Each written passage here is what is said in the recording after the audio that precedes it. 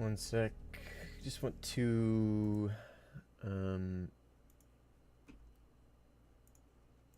check my audio. I'm just continuing with the new mic. I'm doing some continuous tweaks.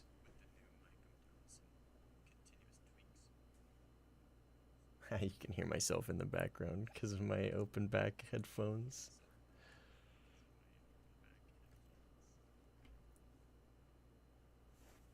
Okay, I'm gonna do a quick change. It might mess some stuff up. We'll see.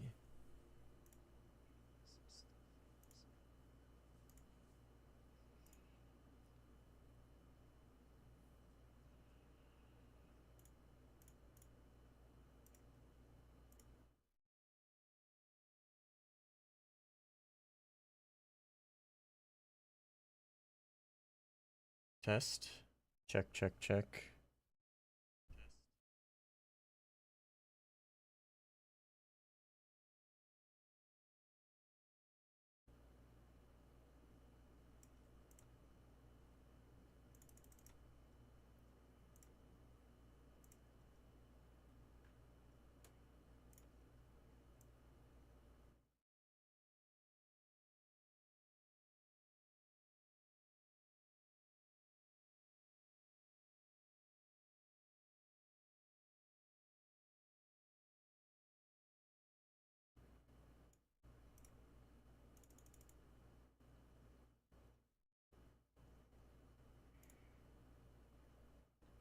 Sorry, I'm just doing some quick changes to the mic.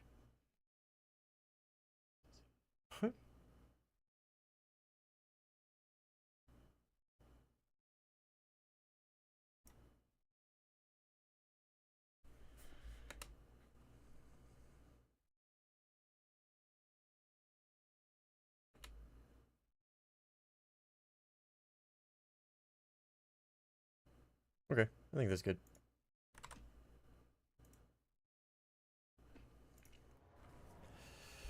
Okay, to gaming.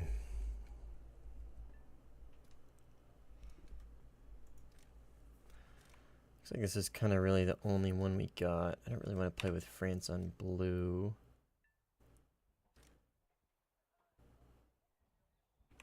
But I also don't want to play Winter Stalingrad, so I think we'll jump in this Sinai game. Been trying to play the 18C a little more. I kind of gave up on it on patch, just because I really had issues with its radar. But now that I'm no longer an idiot and learned that TWS head-on is how you're supposed to be using it to get past the closure speed issues. And it's almost like that's kind of like what TWS head-on is for, right?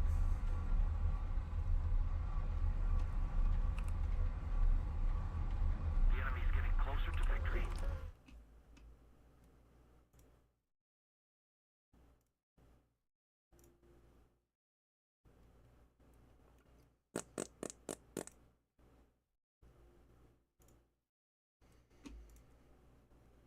All right, sorry. Oh, music. Turn the music back on.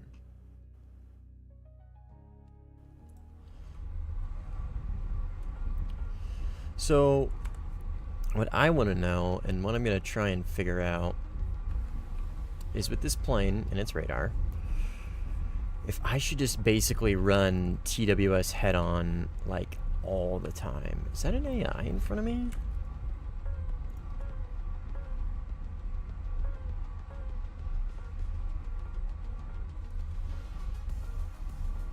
I'm not sure. I think so.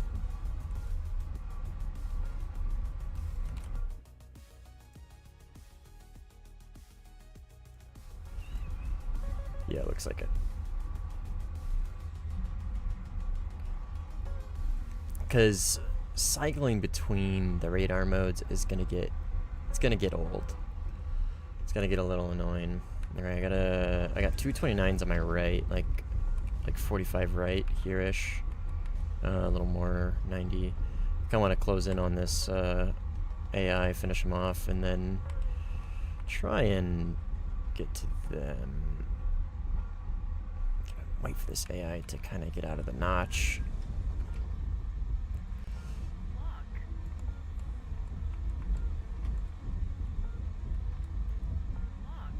I'm just gonna send this and hopefully it hits. Should. Yep, good. Okay, alright. We'll deal with 29 over here. One of these guys is friendly. Okay, got one there, and I think the dude right in front of me is also one. This guy.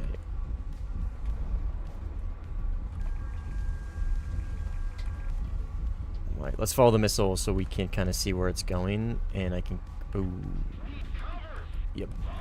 I'm here, man. I'm coming. Looks like one of them maybe died. I'm not sure what's going on here, honestly. Okay, friendly or enemy low.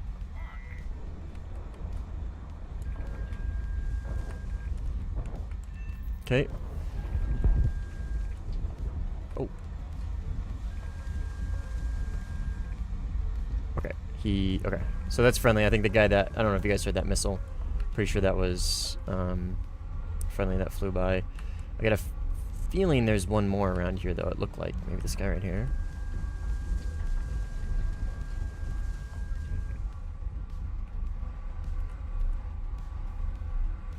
Yeah, okay, it is. And he's probably just gonna run. We'll see. We'll see what he decides to do.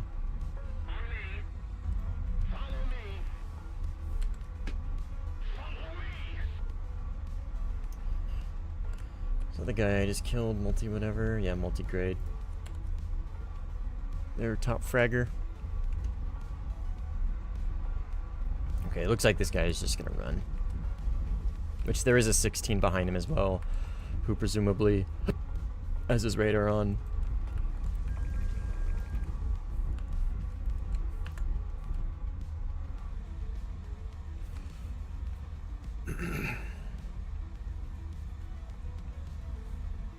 Yo, what's up, Nut?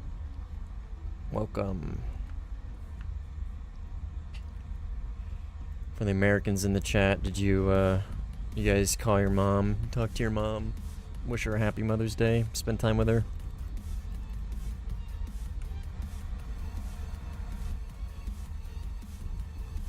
I guess anyone, for that matter, that either celebrates it today or whatever. So I know it is celebrated at.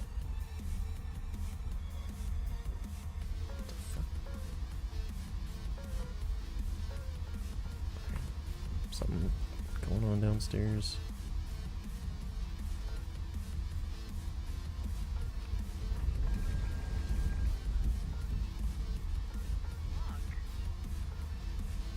Okay, so this is presumably 29. He's gonna be able to be safe if he goes over that water. My radar is still, unfortunately, losing him even in head-on mode. Like, he's just kind of... Okay, whatever. I'm not going to rely on it. If only I had IRST. Okay. So he's sort of in a notch. That's probably why the radar lost him.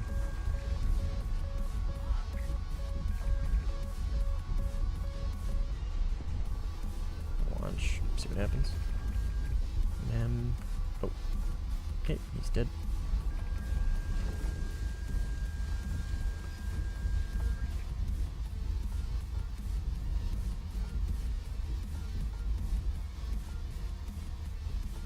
Was that a SMT, by the way? It was. Why, man? Oh, is this guy just on his runway? Oh my gosh, we're like... I didn't realize we were so far across the map.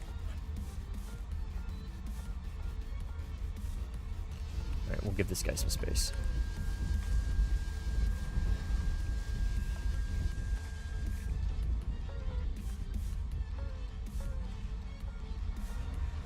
There's 2 there now. We'll give them some space. They're probably going to end up catching me, and I'm probably going to end up turning in to engage. They're semi-fresh from their runway, but I'm going to end up having to defend myself here if I want to probably RTB or go to A or whatever. So we'll just get them, hopefully maybe like out from over the water if we can. That would be kind of preferred. In fact, I'll start coasting over to land, see if I can get them to come with me. Oh, 29, 90 left.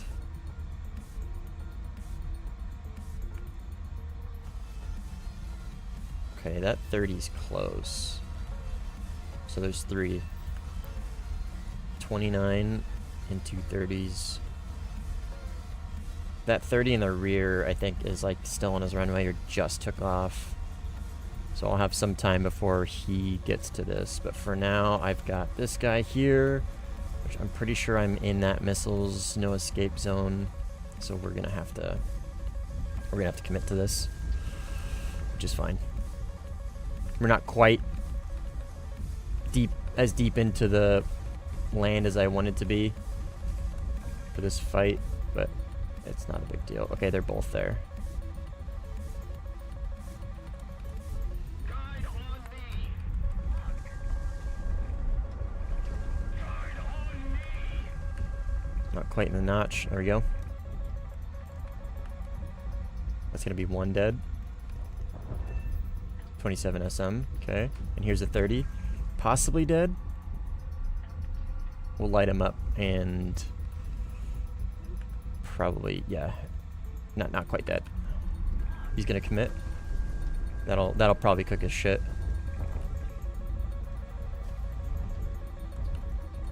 That's probably gonna cook my shit. Nope. Yeah, we notched it. Okay. Gaming. He was damaged, but still not bad. And then there's that other 30 that was over here somewhere. I'm not sure. We're still closer to the runway than I would like to be, so I'm gonna get some extension and probably meander my way into A. Oh, what the fuck was that? Oh my god. That was a convoy. They shot me. Did you guys... Did you hear that? They shot me, hit my plane, and I took no damage. At least that I can tell.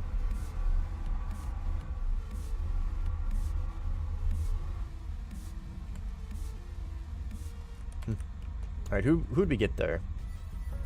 Mr. Inot and this guy. Oh, they fixed the kill feed. Thank God. That kill feed was really annoying. It was just like full of clutter. Like random symbols and stuff. Like you'd kill somebody and like 3 or 4 messages would pop up. Like if you critted them, severely damaged them, and set them on fire, there'd be like a separate message for each one, and then the kill. It was super annoying. How quick the F-18 allows you to notch is one of my favorite things about it. Yeah, I think slowly but surely. I like. Oh, actually, one sec. Sorry. D3. Okay, so those are AI. I like the 18's flight model. I've always kind of. I liked it when I first used it, and like I knew I liked it from the beginning too. Like I hadn't even spaded it yet, and I already knew like I was gonna enjoy the plane. As far as like flight performance goes, I was gonna enjoy it. Again, my main thing was its radar, and its TWS issues that I was really kind of like ignorant on. I thought it was just the radar. I thought the radar, well, I mean, it is kind of the radar. Like, it's worse than all the other mechanical radars I've used. But, the TWS head-on mode, essentially, right, is the way to kind of get around the issues, right?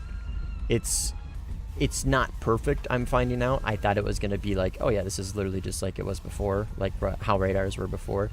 It still has some, like, ghost target tracking issues, but it definitely seems more consistent at the very least than just standard TWS. So it's consistent enough for me to kind of look past the issues that I had with it in the first place. Let me verify. I believe this is friendly. Yeah, it's a 16. Yeah, it's a 16. Or an 18 or something. Or a fall, maybe, I'm not sure. And yeah, so like its flight performance is great. So now that I can kind of like see past those issues that I had with it, I really think I'm gonna enjoy this plane a lot.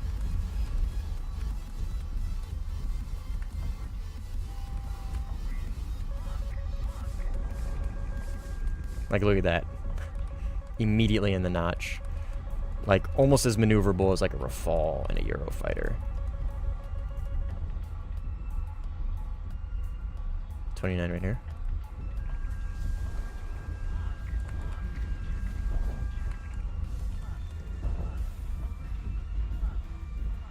We'll hold on to our chaff. We kind of need to here. We don't have a lot. Okay, so the 29 is right in front of me, and then the 30 is right here.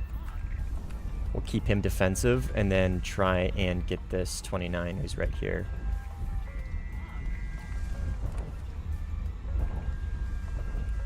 Did that not get him? Interesting. Hey, good on him. Good on him for dodging that. He crashed. Okay, take it back. Bozo. Bozo. Oh, well, that was a good little, I think that was a 2v2, I think, because that 16 or whoever that was.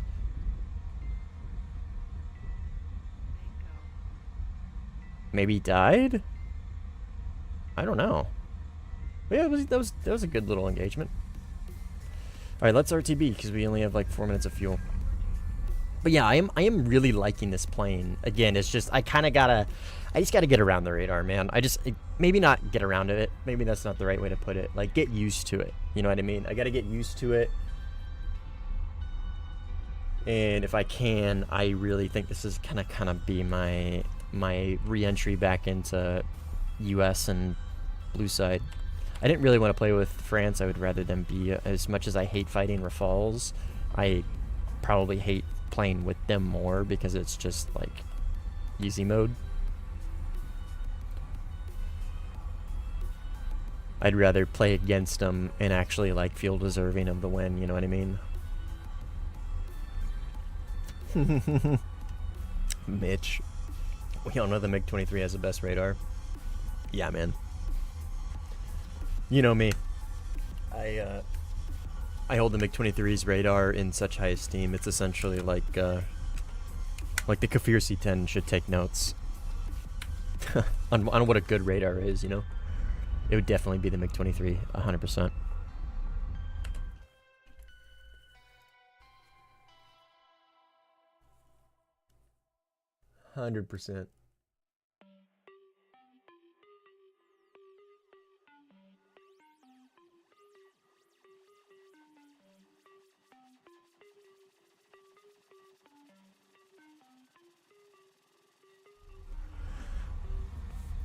But like I said, the flight model and performance, just generic performance of this plane is undeniably very good. Undeniably very good. Especially the C-Late, since it has the upgraded engines, right? Which really just brings the flight performance up to such a higher level than the, not that the A and C early are bad per se. It just really, because like obviously, right? It's not a very fast plane. Its acceleration is incredibly good, but its top end isn't great, and its thrust is just not super high. So any bit of engine upgrade you can get is really gonna like fill in the cracks. You know what I mean? Because again, that's kind of where the plane lacks the most, is just engine. Top end and thrust specifically for like verticals, but acceleration is incredibly good.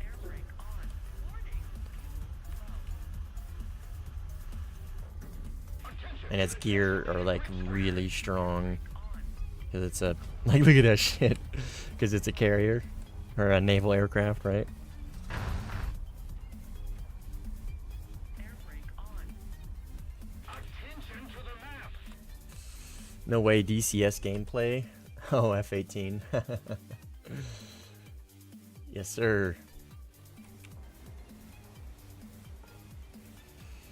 That was a good little fly out. 4 kills. Air brake on.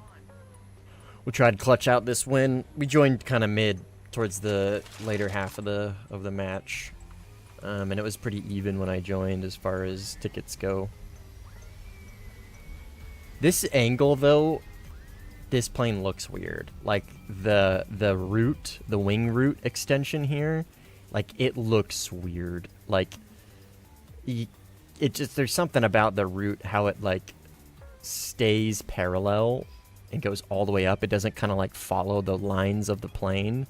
You know what I mean? It's weird. The wing root is weird from like a top-down angle, but like the super aggressive, like not really swept wings paired with the super cool aggressive stabilizers in the back and the gigantic elevators,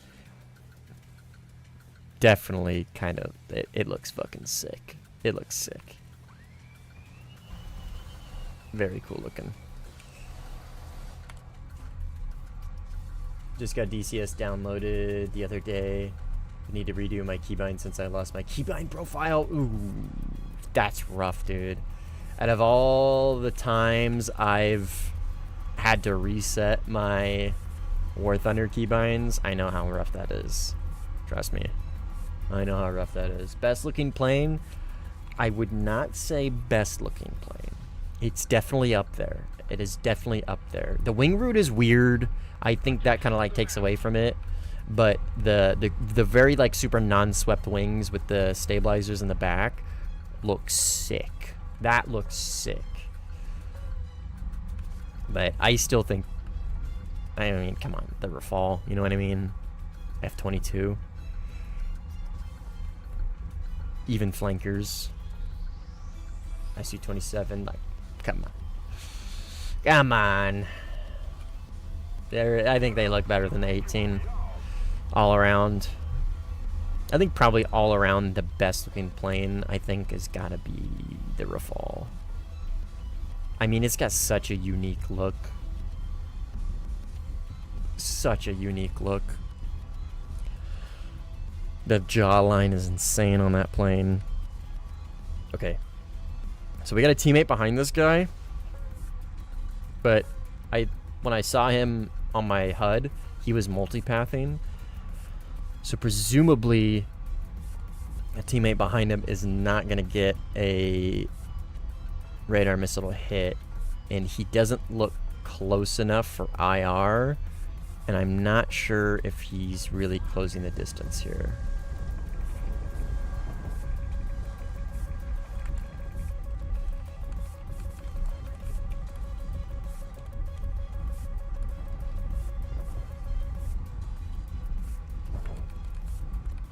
Okay. Does not seem to have worked. He will be lead.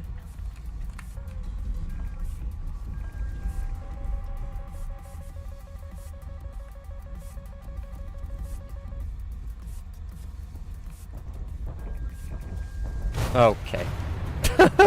We love downward shooting fucking flares, man.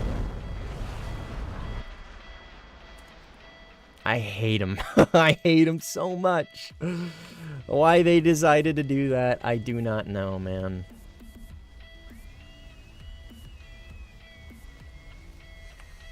Such a poor decision. Didn't they know that it was gonna really hinder War Thunder Sim players, man?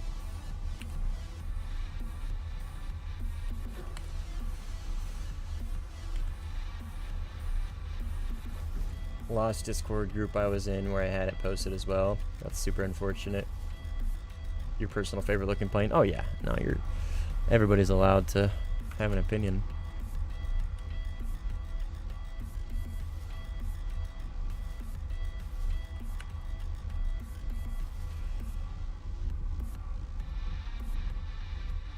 Hey, I don't blame him on shooting a missile before the merge. If he wasn't pre-flaring, I expected him to just pre-flare, so I didn't do the 9M. I mean, I don't blame him. I should have given it a little roll, because that's kind of what you need to do with these US planes, the 16 as well. At least he got killed. Cobra gunned him. At least we got him to kind of slow down and be able to get. That 16 that was tailing him for a while was able to close the distance, probably because we got him to slow down. So it's all right. It's whatever. But with US planes, like if you're about to merge, right, and you're in the multipath, it's best to not do this. Basically what I was doing, right? Because your flares are going to go right into the dirt. So what you want to do is, and you got to be careful with your wings, right, is tilt like this. So your flares go out the bottom and not into the ground.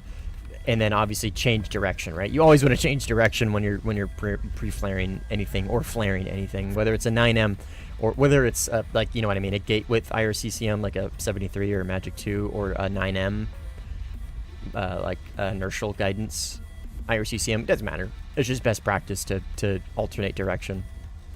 But yeah, tilting is kind of what you want to do. You don't want to just do what I did there and just hug the dirt with your belly facing it, because again your flares are just going to go right into the dirt. The likelihood of them flaring is very low. It's like not impossible, but it's low. Good luck. Sim looks fun. Yeah, man, thanks. Sim is fun. Sim's the shit. Sim's the only reason why I still play War Thunder. Sim is in my opinion, infinitely more engaging than RB, arcade, anything else. Sim is so great. It requires a little bit more of a skill ceiling, in my opinion, to like really like get good. Not to say RB doesn't have like a skill requirement, but Sim definitely, in my opinion, has higher, which is kind of the reason why I really like it. Well, the gameplay loop, first of all, is just more enjoyable.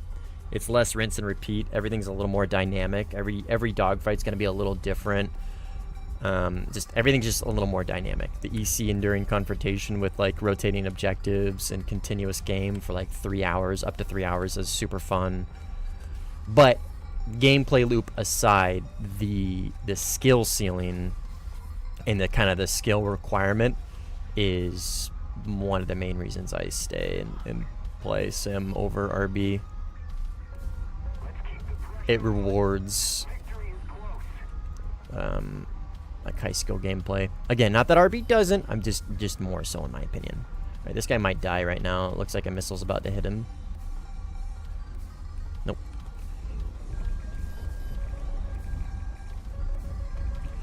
We'll get into the notch. Do a little vertical notch dance. I'm gonna be a little more conservative with my chaff. I got low last fly out. Did he shoot my missile down? No. Okay. Okay, got him. Sick. Vertical notch, baby. These 3 days, Friday, Sunday. Oh, man, I don't know about this air show. Oh, you're going to an air show? That's cool. I've ended up flying sideways to combat. Yeah, exactly. I don't fly U.S. planes very often anymore, and I forget about it. I forget that I need to do that.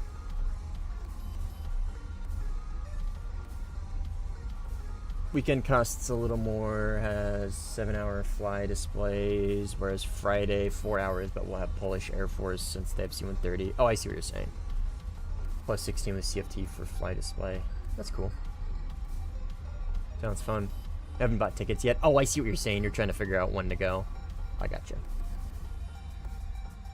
Am I saying I got the 23 ml premium, and I'm looking for buying one more, probably from Sweden.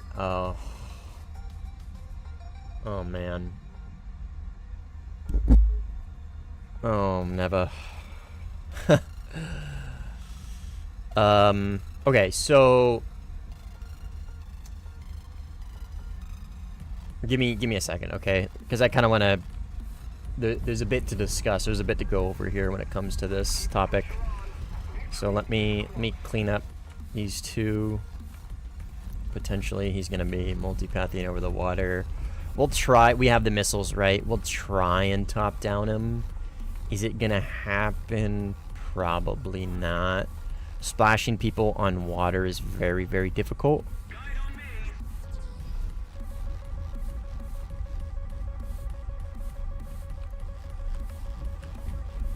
Come on, missile, go off the rails. Thank you.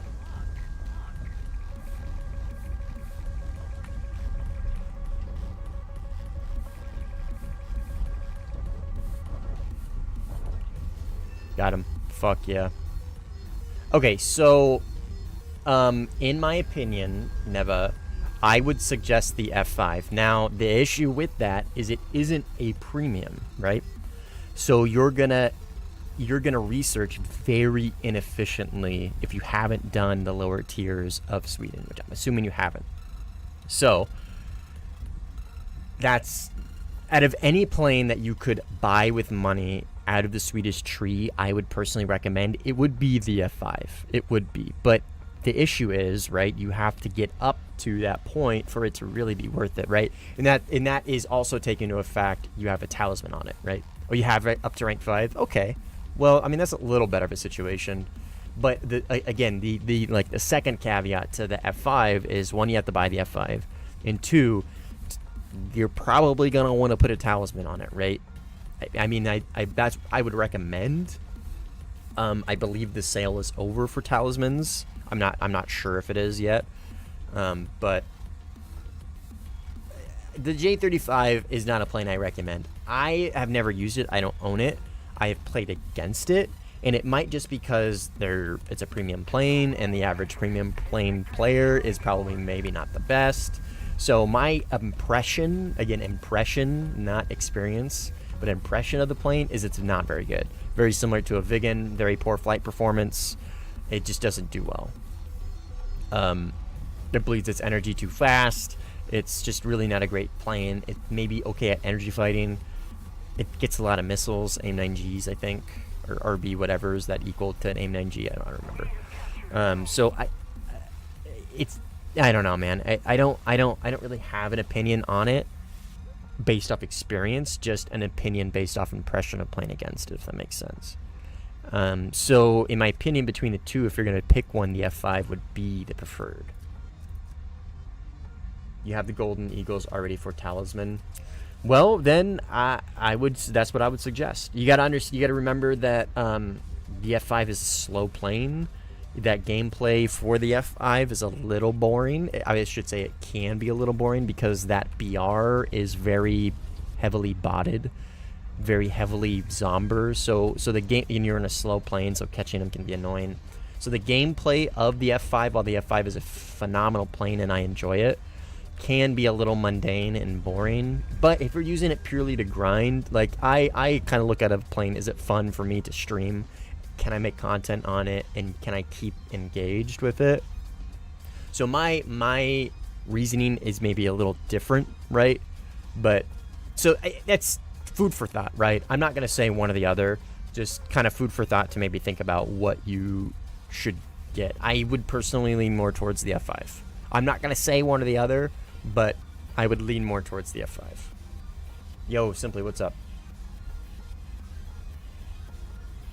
Best player I've ever seen and the one I respect the most. Cheddar. So true. Cheddar's the real reason sim community is what it is and is growing. Well, at least I hope it's growing. Graham, what's up, dude? Playing with the Hornet in your hands must be very difficult to beat against my Kafir. Yeah. Yeah, no offense, the Kafir would be hard to win against really anything in top tier. It was great at 13.0 though. You guys know my opinion on that thing at 13.0. Okay, so I'm pretty sure the Su-30 is just literally just sitting on his runway. He's right there. He's just been sitting there this whole time, blaring his radar. And there's only 2 of them left, so I think you guys know what's about to happen, right?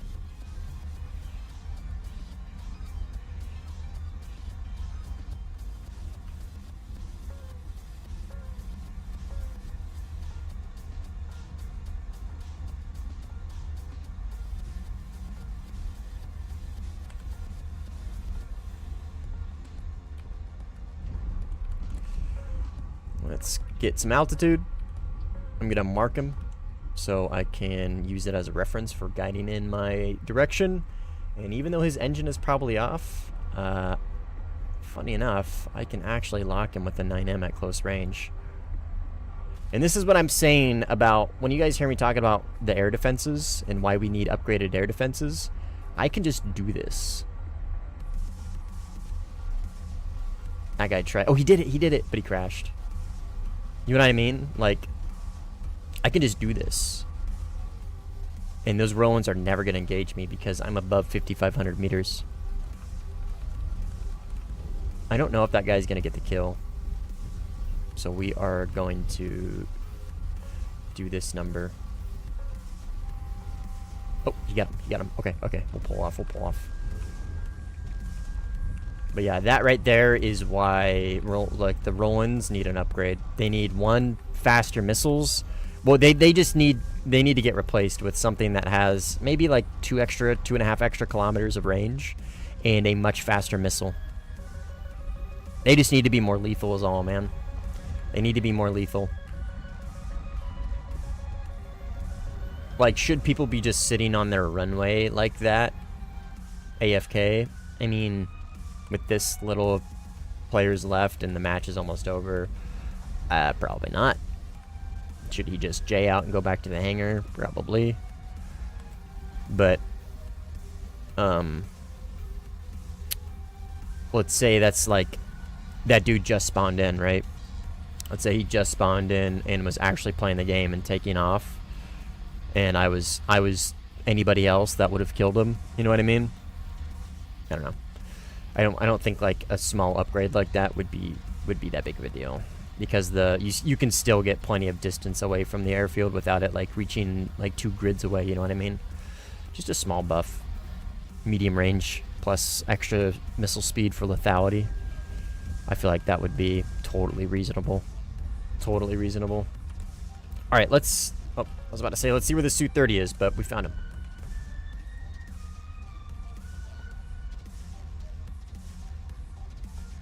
I get it. I just wanted to get your opinion before buying one. Yeah, man, no worries. I respect it. And I appreciate you asking for my opinion. Bro, I see different information on the radars of the Hornet, Su-30, Rafale, and other type. Is that the new NCTR? So the F-18, as far as I'm aware, doesn't have NCTR.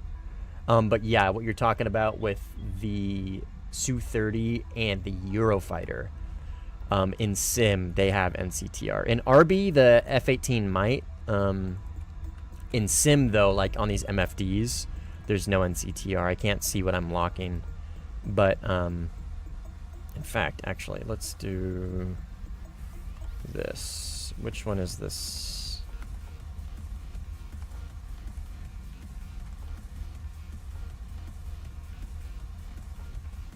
This one? There we go. Yeah, so these are my radar MFDs, and you can see there's no NCTR. I can't see what I'm looking at. Okay, he just launched on me.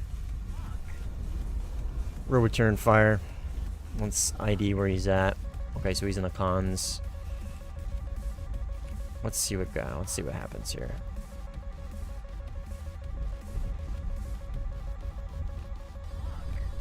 We'll launch another. Yep. That right there is why.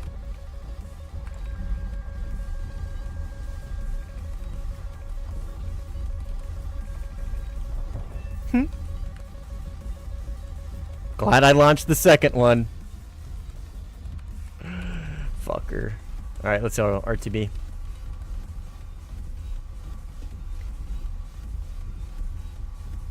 It's kind of a boring game now that it's just 2 guys. This guy's AFK, so he's probably gonna get kicked, and this guy's gonna respawn.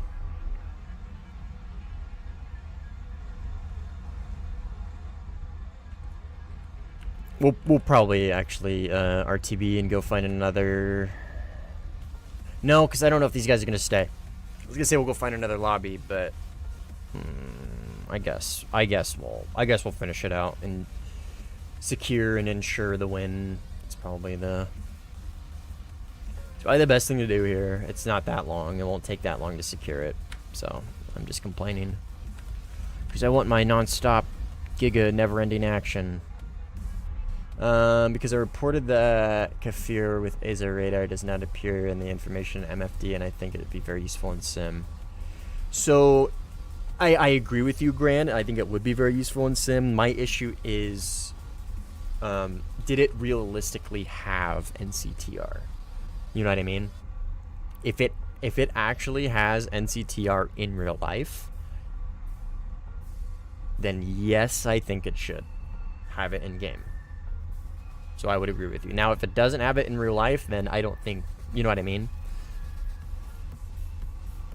Specifically, also, would you recommend for somebody who starts Sim that only played RB so far, especially, what would you recommend? Specifically about situational awareness, I feel like I lack it quite a lot, especially because the RWR and the MiG-23 ML doesn't show much. Yes.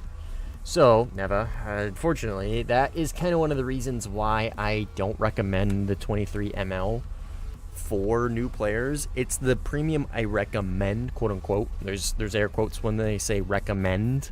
It's the premium I recommend for Russia because there's really not very many good options for air. But the thing is I still don't really recommend it for new players. I recommend it as a premium for Russia, but just not to new players. You know what I mean? And that RWR is one of the reasons. The RWR, the wing sweep, just the lack of situational awareness on the plane is very difficult. And how you get around that for the MiG-23 ML, it just really comes down to like practice. It really just comes down to playing the plane. I would say your RWR is going to be your best tool, but it only has 4 scope. It only has 4 like detection. Excuse me, 4 detection directions. It's horrible. Your radar sucks, and your cockpit visibility is very low. So, what would I recommend for the 23 ML? Honestly, running a full IR loadout. So your 27 or 24 Ts, I think is what they are, 24 Ts, paired with your R60s, and running radar off is as annoying as it is to Gigarat. I mean, running radar off and creeping and lurking and closing in on targets will help a lot. Because one, it's going to help you like kind of learn to spot targets. Like, you know what I mean? Like actually like looking around, it's going to help you spot targets, and it's going to help you kind of train that ability to spot targets. And 2, it's going to help refine your like your ability to ID planes from distance. You know what I mean? You're going to be able to look at a dot eventually and be like, "Oh, that's an F4." Or, "Oh my god, that's a F1C," or whatever, you know what I mean? Oh, F4, probably going to be a US plane, or a F1C.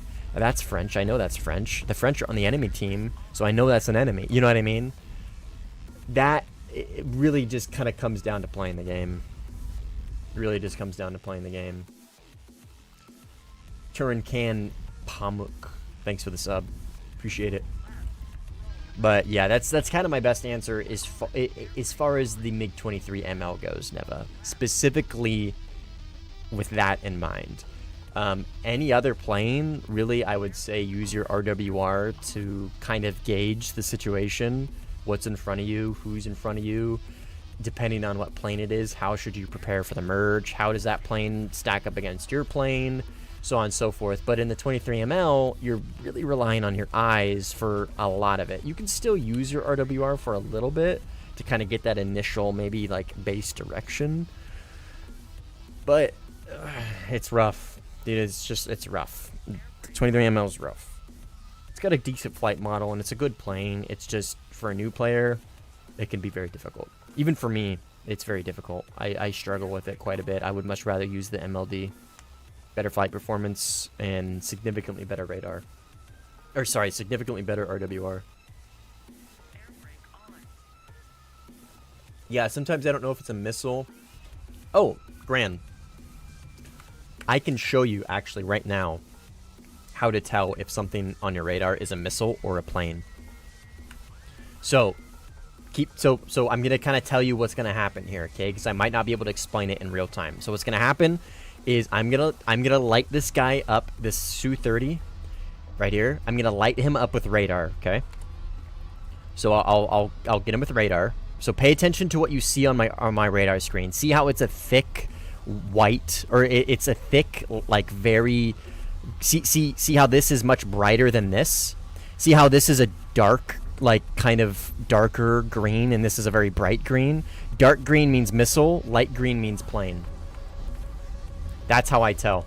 That's how I tell if it is a player, a plane, or a missile without NCTR. You know what I mean?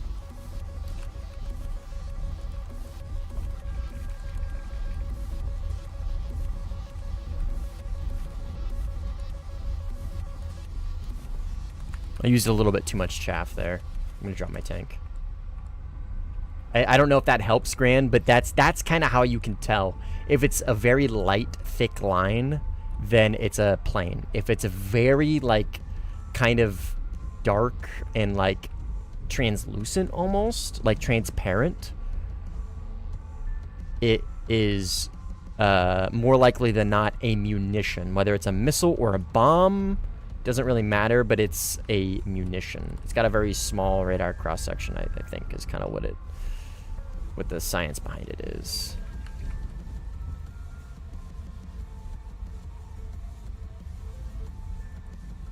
This guy gonna run. Looks like it.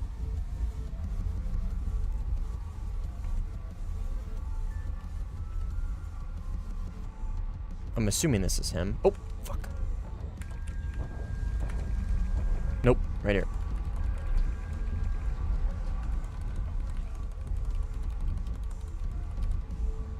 I'm a little slow, but so is he. I'm gonna turn Cobra on for this fight. I got a lot of missiles. I'm gonna drop my 120s. We're right next to our airfield. We can just rearm after this fight. All right, let's get over the apex and then hopefully dive in on him here.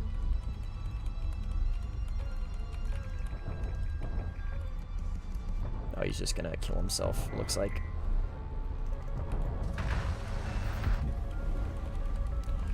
Nice, dude. It's a Hail Mary. Alright, let's go rearm since we're literally right at our airfield. Well, the game's over anyways. Oh, I see, I understand. Oh, I didn't know. Sick. Awesome. Okay, I'm glad that helped. Yeah, that's kind of what I use, Gran. Random Turtle Channel. What's up, dude? Welcome to the stream. Yeah, definitely dropping 120s was the play there. I mean, I'm right. If the game still had a bunch of life in it, right, it would matter a little bit more. But we're literally, like, right next to our airfield. I can just go rearm. So, drop 120s. Take him up. He's super slow, and he's in a Su-30, so getting airspeed for him is going to be very difficult. I can just get over the apex, dive down on him. If he Cobras, he basically kills himself. What he should have done is R-73'd me. He tried to 77 me with radar. That was not the move. He should have just HMS 73'd me, and actually probably would have hit me. But I'm not sure he's the most experienced. And the Su-30 is difficult. To his credit, the Su-30 is difficult. He's got a little bit of experience, but most of it looked to have been in the 23 ML.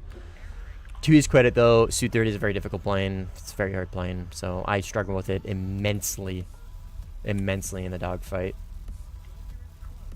It's a skill issue on my part, but it's just such a difficult plane to learn. All right, we'll call this lobby here. They literally have, like, well, actually, if this guy leaves, fuck, we'll chill. We'll chill. We'll just wait. It's not gonna take much longer. We'll just wait until it finishes. Last thing I want is to leave and then that guy to be like, oh no, like our top fragger left. I'm scared. You know what I mean? And then leave. So, I mean, technically this guy's the top fragger, but he left. I thought that was a rotisserie chicken. No, that's Cheddar. She's the channel's mascot. And let's be honest, the reason why most people watch the stream. Because it's not for me. Rotisserie chicken. That's hilarious. Cheddar, you rotisserie chicken. She's so good.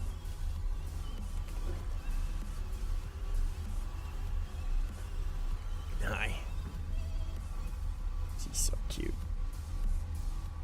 She just sits there, curls up in the hammock, sleeps, and purrs herself to sleep. It's her life. She's the goat. She just wants to hang out. She just wants to be near.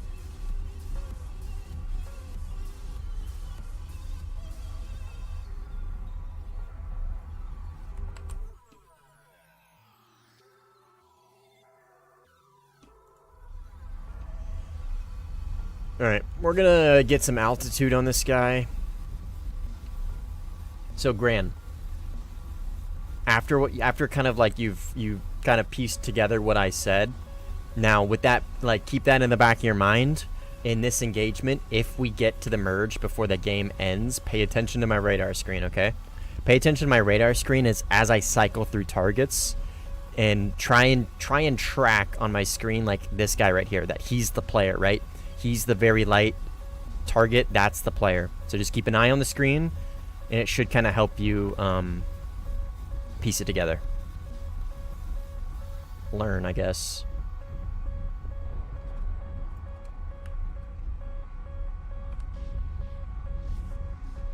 See how he's disappearing? Now he's back. We'll keep launching at him. We have a bunch of missiles, and this is basically the last fight of the game.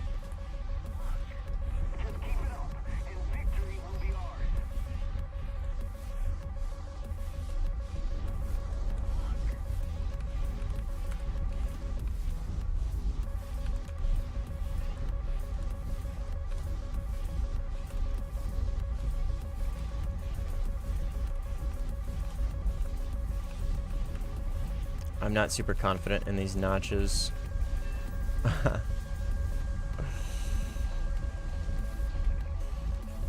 And that's the game. Did you see him launch, Gran? Were you looking at the radar screen and you could see him launching missiles?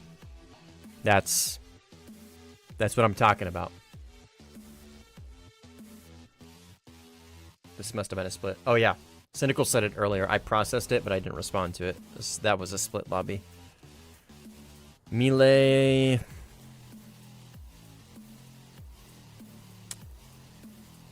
I think I'm gonna find a different lobby.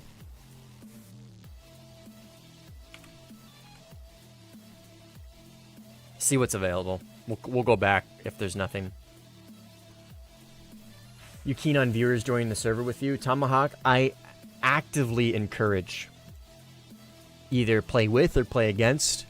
The only thing I discourage is you're still welcome to watch the stream, you're welcome to listen, just please, the only thing I ask is just don't stream snipe.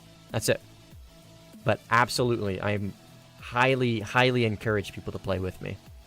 Whether you play with or play against, that's up to you. A lot of guys will, like if they're playing against, they'll just kind of listen to the stream and maybe not stare at it, you know what I mean? Which, again, I mean, it's kind of comes with the territory, so I can't keep people from doing it. The only thing I can do is just ask you not to. Smolensk, this is a big map. Oh, Alex Riz. I don't feel like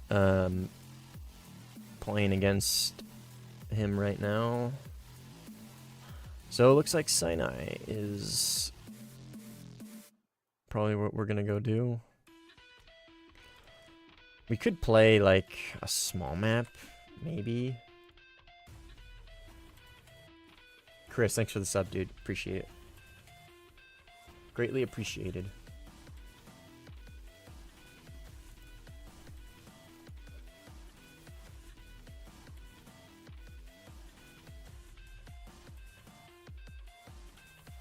This one's an hour and a half in. Which is kind of why I don't want to play Denmark. Plus, it's Denmark. Fuck it. Let's do this.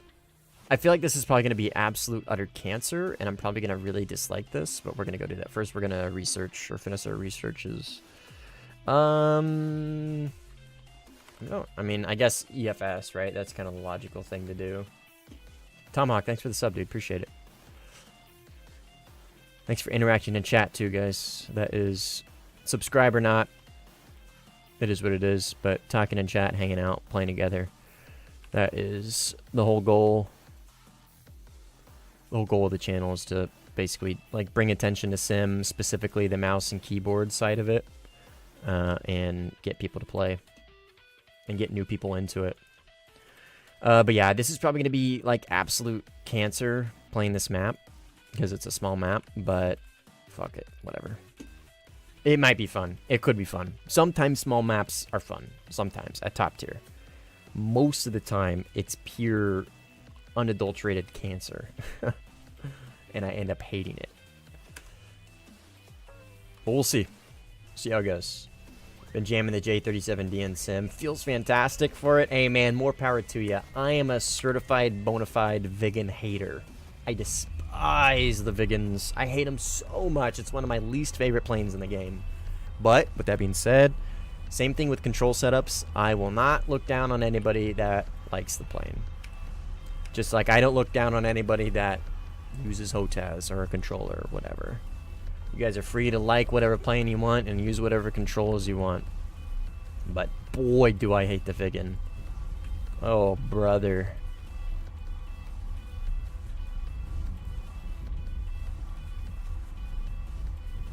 Alright.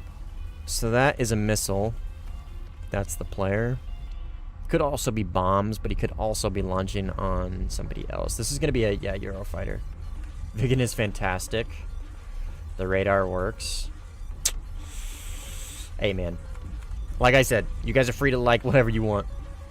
I just agree to disagree. Just agree to disagree is all.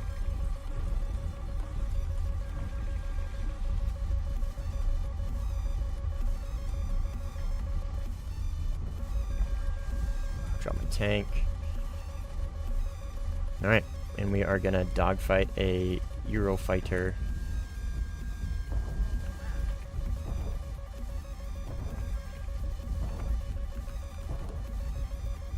I'm gonna get hit by a 120 though, I think. Oh, he merged already? Fuck.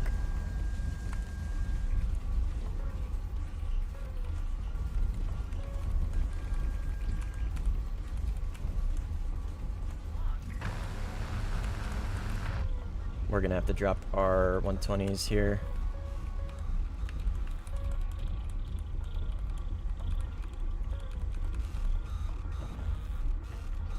Oh, are you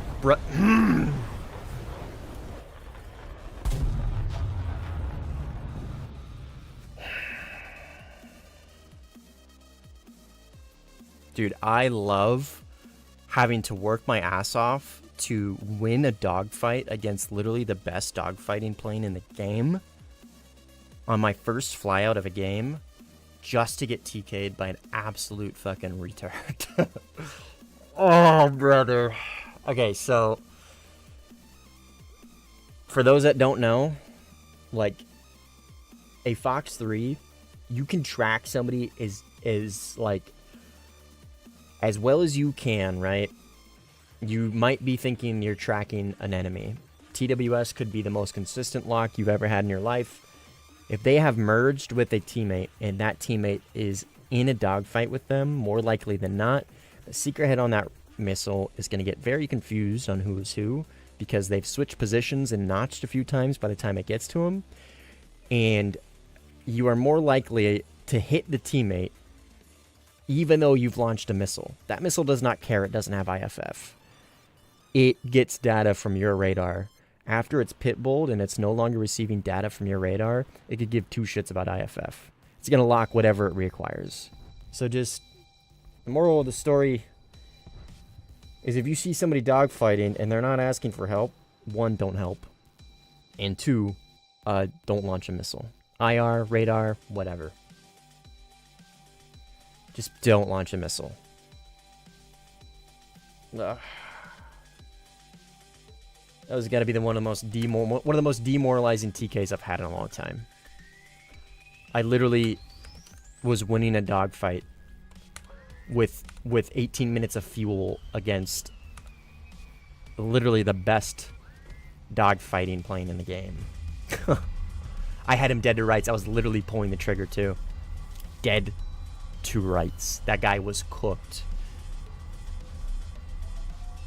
I'll try not to. I'll try not. Whatever. Right? Maybe he's brand new. Who was it? Let's see. AA Daniels. Oh, did he get kicked? Was that his second TK? Oh no, he got TK'd and then left. AA Daniels, how new are you to Sim? If he's brand new, we'll cut him some slack. Alright, he's not brand new. He should know better. Absolutely should know better. I'll play Sim once I can afford a Hotaz Redder. You don't need it, Eternal. I play mouse and keyboard. You don't need a Hotaz. It quite literally is not necessary by any means. Like, literally not by any means is it necessary.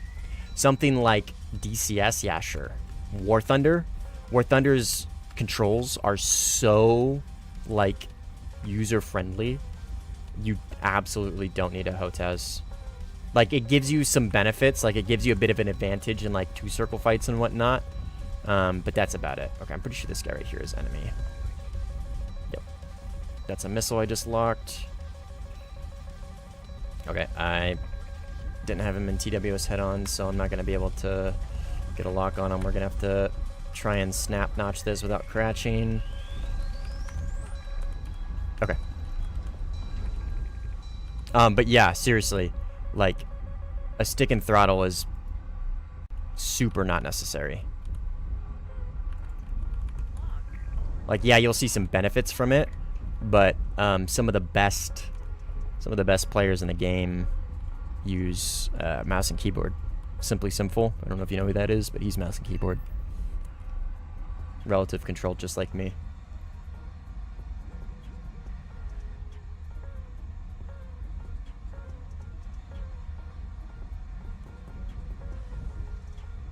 With top tier realistic or sim the way with World War II arcade. I mean, I'm not like an arcade hater. I dislike arcade, but I'm not gonna. It's the same thing with like what controls you use or whatever you use to play the game. I'm not gonna look down on you for it, right? Like if you like arcade, if you like RB, hey, whatever, more power to you. As long as you're having fun playing the game, right? I think sim kind of gets a bad rap because that guy just crashed. That was Tomahawk. I think sim gets a bad rap because a lot of the players can be perceived as like very elitist, right? And they look down on a lot of people, which I totally get. Like why people probably like maybe don't look at the sim community as with like such high regards as me or as I do, because again they can be like super elitist and super douchey. Ultimately, man, if you're playing the game mode that you enjoy and you're having fun doing it, like, who gives a shit, right?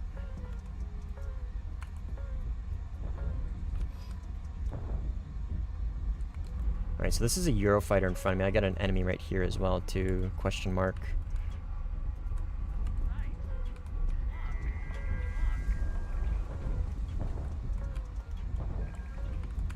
Okay. Oh, and I'm fucking 29. Holy.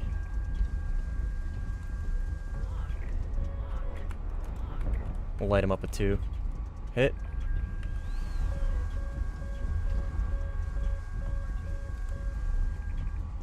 We might need to drop our 120s.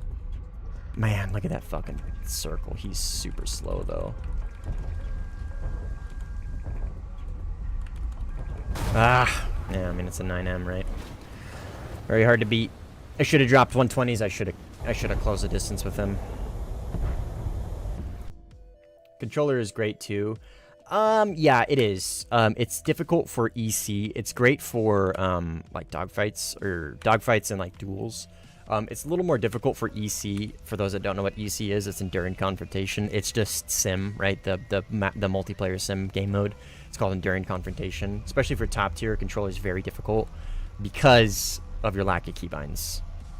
It's gonna it's going to be very difficult for you.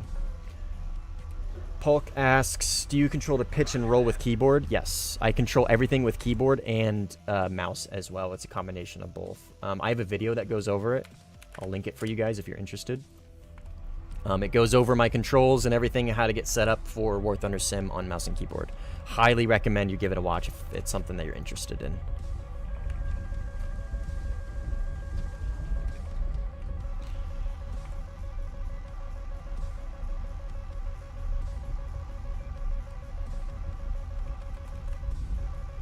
Why not mouse joystick? Because it's less intuitive, and it's very restricting. I'm gonna help this guy out. This is a J11B right here.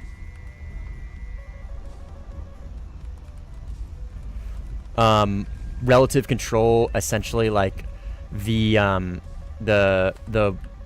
sim players that use mouse and keyboard consistently and do very good with it, 99% of them use relative control, and it's for a reason.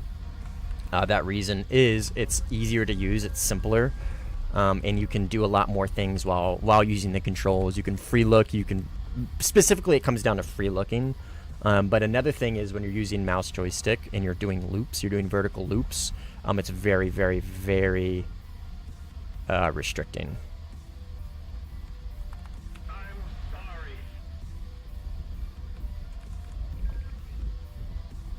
Relative control is just simpler, much easier to like understand and make work.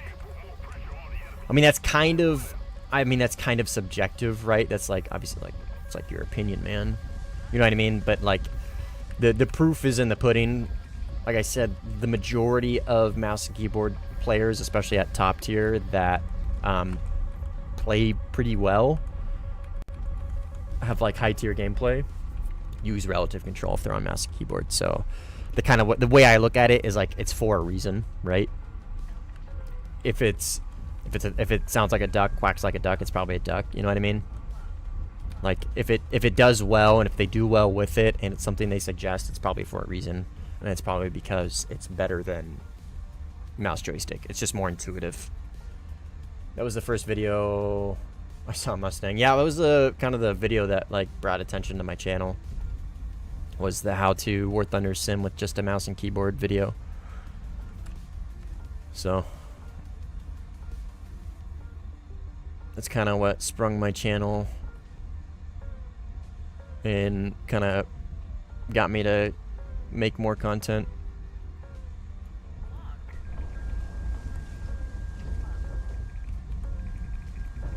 Ah, fucker. I hate that mechanic so much.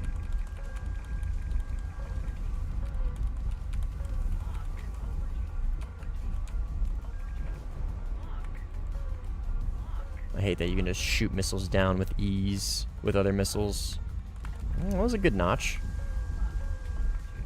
Fortunately for him, we have an infinite amount of missiles.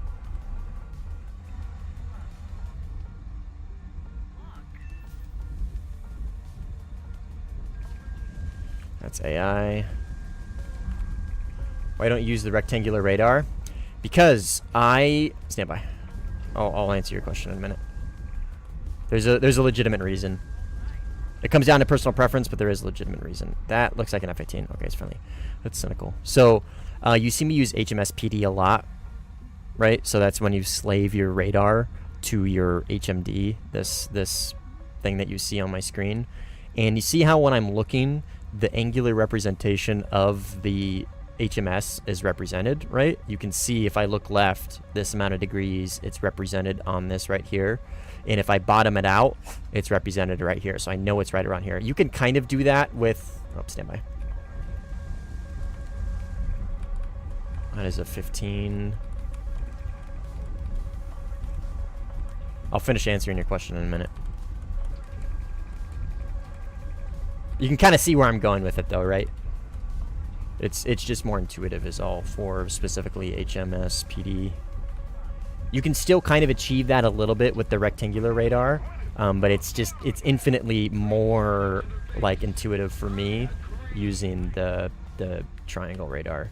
I know triangle radar gets cluttered, especially towards the bottom of it, but It's gotten me killed a few times, and I've kind of complained about it a few times, but really it's kind of the lesser of the two evils, in my opinion. Cluttered radar versus the representation of, like, the angles, right? And, like, the one thing the rectangular radar doesn't do that this one does is this actually shows the angles, right? So if I was playing the J10, this line would go all the way to the bottom because that radar has 85 degrees left and right. So it actually shows it on the screen. If it's really narrow, if it's like the 21 Bison, it's a very narrow radar. It stops right around here, right? It actually shows it. So it just kind of comes down to personal preference. I value having that specifically for HMS PD over the radar getting cluttered. That's kind of what it comes down to. You're not having any luck in the Hornet, unfortunate. Well, GG's, man. Thanks for hanging out. Oh, you're in the Swedish one. Yeah, that one doesn't even have HMS. That poor thing. Technically, it's a better flight performance because it's lighter. Technically. J39. He immediately goes into the notch. Oh, interesting.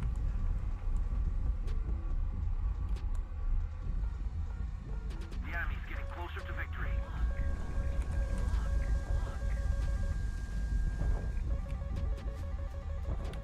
Attention to the map. Okay. Ah, this fucking Eurofighter.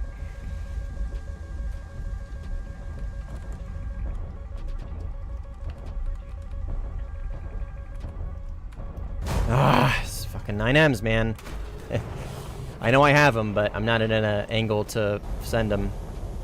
9Ms are very difficult to beat. Like I said, I felt like I kind of had a feeling that this match was going to be super cancer. Like, there was like their whole team was there, just in a shitty furball.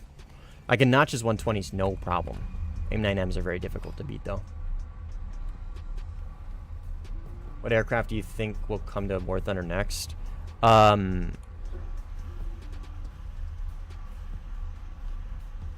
God, I mean, I don't know. Probably the Super Hornet. Maybe the Gripen E. Possibly the F2. Those would probably be the most reasonable planes that would come.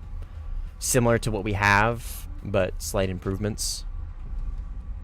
It'll probably be a while until we get a plane that dethrones the Eurofighter in Rafale. It'll be a little bit.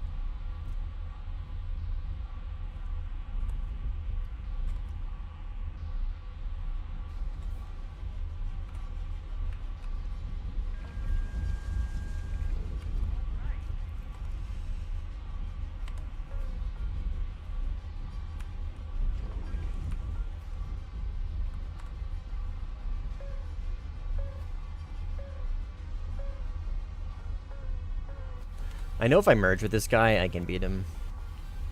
I just gotta dodge all the 9Ms and everything and actually make it to the merge.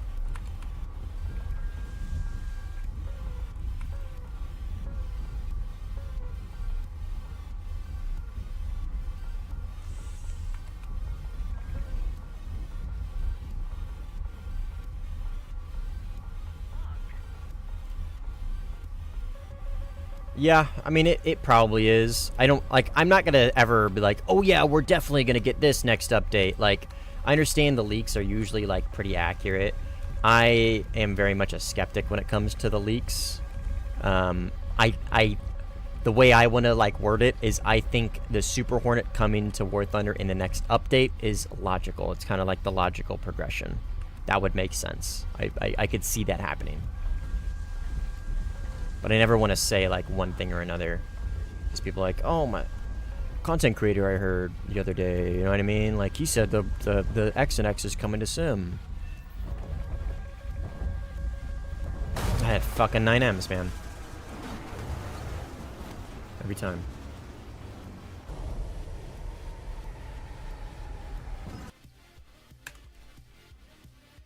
My relative control for pitch? Are you talking about my sensitivity? Right here. 80, 40, 25. WASD.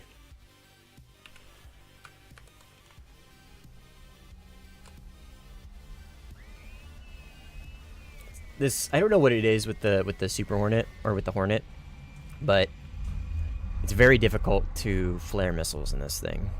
Very difficult. I don't know if it just like runs hot in game. I don't know, but the sensitivity, it's, I mean, it's just relative. You know what I mean? It's like WASD and then mouse. That's it. Like basically it's vanilla. Like if you were to go to controls and do full real, switch it to relative, like essentially what the settings would already be. I've got a video on it, Pock, if you want. I suggest you check it out, give it a watch. It'll go over more than just that. It goes over a bunch of shit.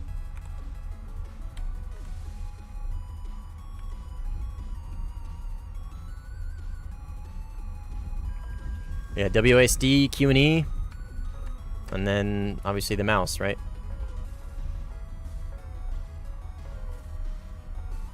Maybe because the plane is very slow, and it doesn't have anything to do with the speed. Being able to flare a missile, like, the speed is kind of irrelevant. The speed only matters when it comes to defeating a Fox 3 and notching. It's the only time speed is really taken into account for whether a missile is simple to defeat or not. It purely just comes down to like how the engines are. Are the engines hot? Are they cold? Like how are they modeled in the code? How does Gaijin model the engines basically?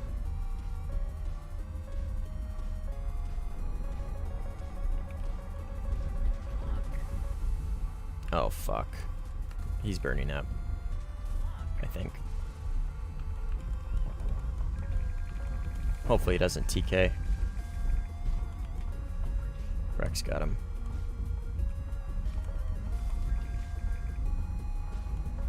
You know, actually, I take that back. Slow speed would kind of matter when it comes to 9Ms because they're similar to Fox 3s in that regard. So that actually might be a good point. I'm thinking mainly gate with like IRCCM traditional stuff. That actually might take into account with this plane. Although I'm not playing it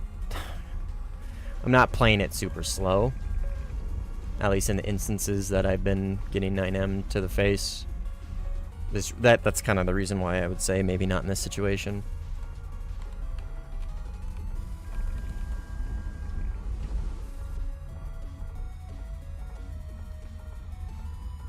Where's their other airfield? Over here. So down here. Yeah, right there. Yo, Zachy, what's up, dude? Chris, give me a second, okay? Let me wait till my next death, or I rearm to answer that question, because that's going to be a bit of a long answer. Actually, it's a very short answer. More maps. Simple as that. Just more maps. We don't need bigger maps. Bigger maps, I don't think, is really going to fix anything, realistically. We just need more maps, man. More maps. That's it. And I think most of sim players will agree with me in that regard. Of course he kills my missile, right? Such a great mechanic.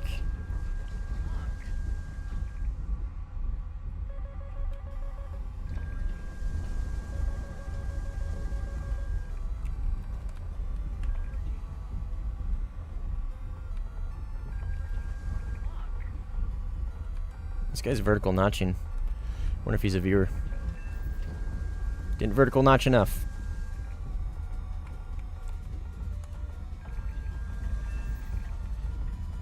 He tried it though.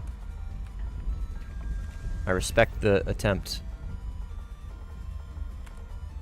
Yeah, but yeah, more maps. I was like, I'm gonna go on this big long rant. What should I improve on sim? Blah blah blah blah blah blah blah. No, more maps. That's it. Just more maps. How have I been lately? I've been good, man. How are you?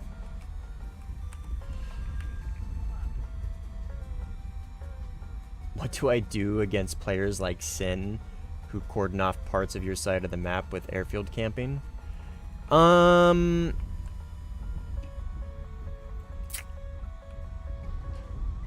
I mean, if people are airfield camping, the player, whoever's doing it, is kind of irrelevant, in my opinion. Whether it's Simply Sinful, whether it's me, whether it's some dude in a premium F-18 who's in their first game of Sim, I think the way you deal with that is the same, and it's just spawn at a different airfield. Spawn at a different airfield.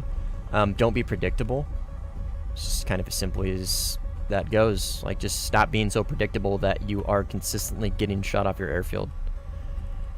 But on the other note, right, like, the reason why they do that is because for one reason or another, they've maintained control of the map. They've gotten map supremacy, right? How they did that, I mean, is kind of irrelevant, but they've gotten... 1 second, okay. Let me deal with this Hero Fighter. Never mind. But yeah, like, they've gained map supremacy, they've pushed the enemy to the airfields, and, like, what are you gonna expect them to do? Give up the advantage in which they've worked for? You know what I mean? I personally don't airfield camp. There's few exceptions. The game is almost over. There's only like 1 or 2 people on the enemy team, and they're just artificially dragging it out. Like, you're winning in tickets, right? You're gonna win anyways. They're just dragging the match out to drag it out. Airfield camp the shit out of them. You know what I mean? Or retaliatory airfield camping. I mean, you kind of like can't not condone that, right? You can't. I mean, if somebody's getting airfield camp, you can't rag on them for being retaliatory, right? But on that note, like, I don't necessarily, like, I understand why people do it in the same hand, you know what I mean? They've worked hard to maintain map supremacy, so, like, what are you supposed to expect of them? That they give up the advantage in which they've worked for because it's the fair thing to do, right? In a perfect world, sure, but, like, again, they've worked for that advantage. They should have the right to exploit it. You know what I mean? That's kind of my opinion on airfield camping. Am I going to do it? Probably not. If I am going to, it's going to be very situational. I'm not sure if that's friendly or not. It is. No, it's not.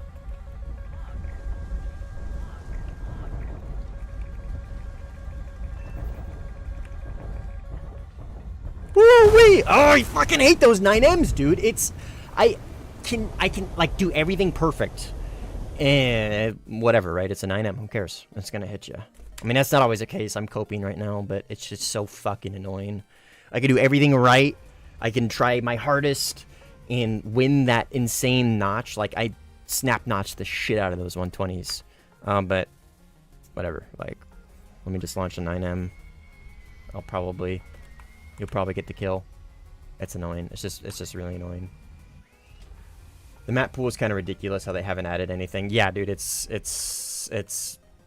like, it makes no sense to me. Well, okay, I take that back.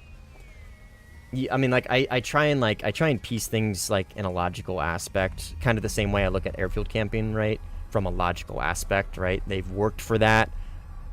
They're at the advantage. Of course, they're going to exploit the advantage in which they have, right? That's a logical thing to do.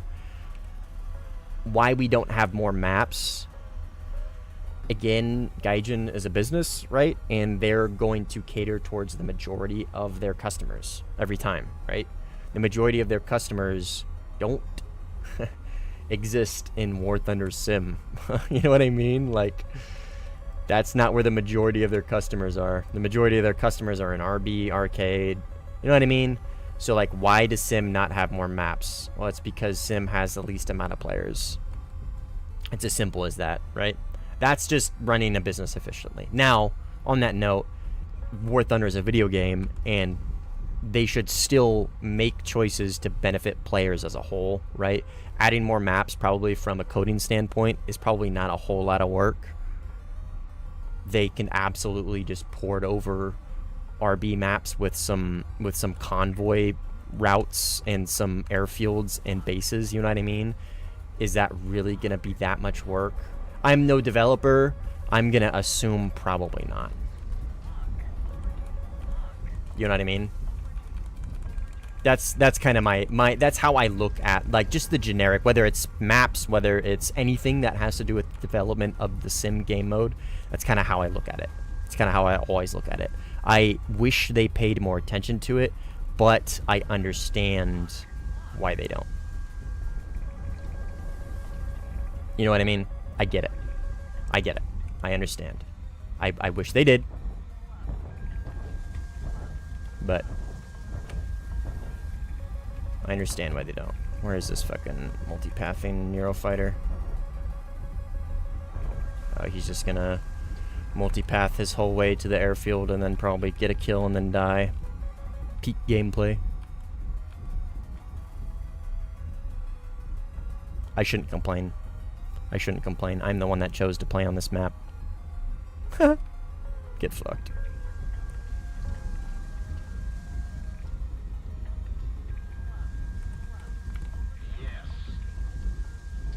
I am the one that chose to play on this stupid ass map. I should not be complaining right now.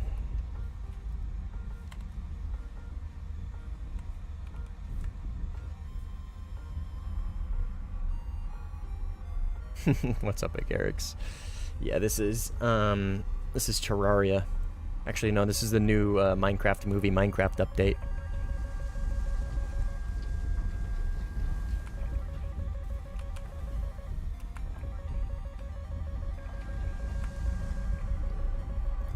There's EC maps and RB that could easily be transferred over to Sim as well. Yeah, exactly. Yeah, that's kind of what I'm getting at, right? When I say add more maps, there's tons. There's tons that they could add that would be so good in Sim, dude. So good, but they just don't do it. Like Sinai got updated, and I am grateful for that. Sinai got some very good updates. The micro terrain is incredible in Sinai now. It looks good. Like, it's good. They did a good job updating Sinai, and I'm grateful for that. I just wish they did more, is all.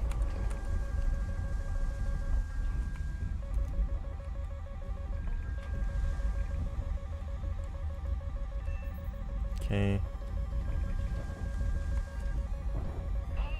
Ugh. Damn it, dude. That was low enough.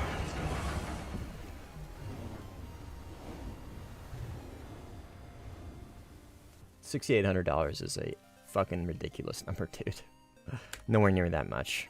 I've spent quite a bit, but nowhere near that much. How much it is, I don't know. I'm not sure.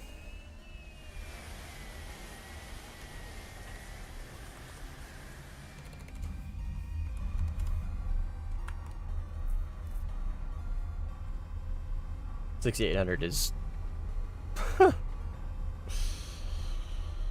I'm not gonna call you stupid, but that's kind of a stupid amount.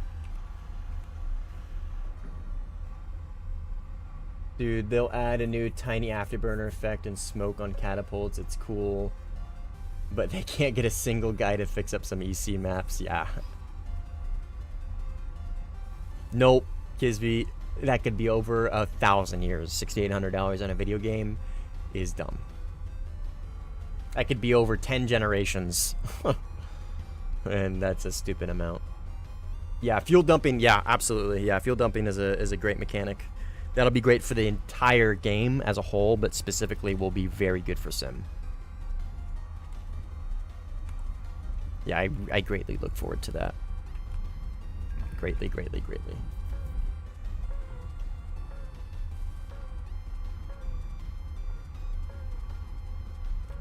What we got up here? This is probably, yeah, AI.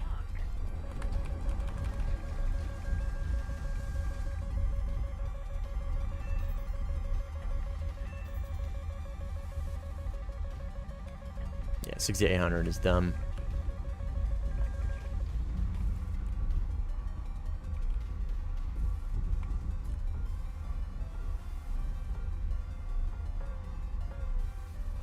Oh, fighting a sneeze. Excuse me. Man, that had quite the build-up.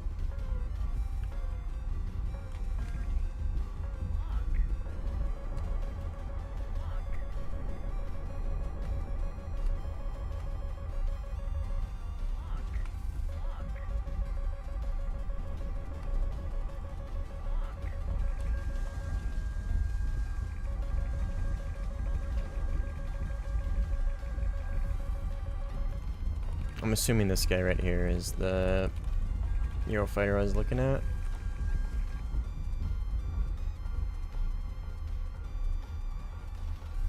No, this is him.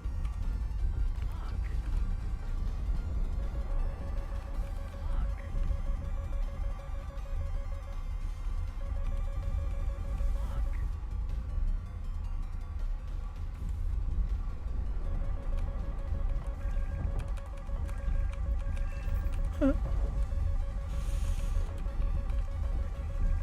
Oh, they launched on me. I didn't even notice that. Somebody launched on me. Hopefully it doesn't hit me.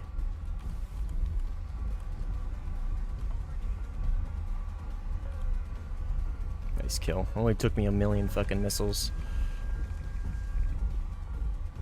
Thanks though. Appreciate it.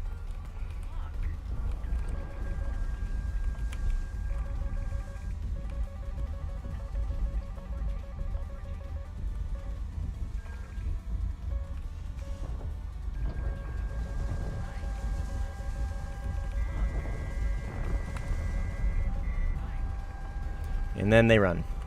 They just keep going super fast. So fucking boring, dude. I know it's the map, but it's just still very boring and annoying.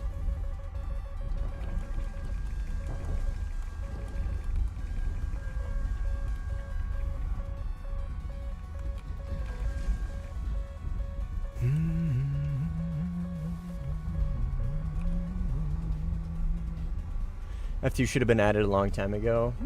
Maybe, I don't know. I don't know what its flight performance is, like, realistically, so I can't really speak on that.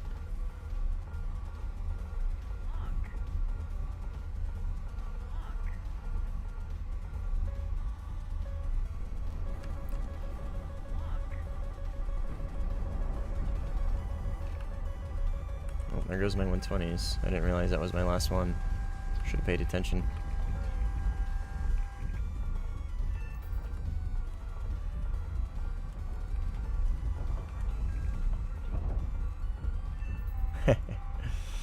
Got them both. Alright, let's RTB.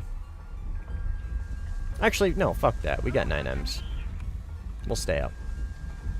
Think slower F-16 with much better turning. Yeah. I would say probably maybe before the Eurofighter, if that's the case. Would have been a good spot for it. But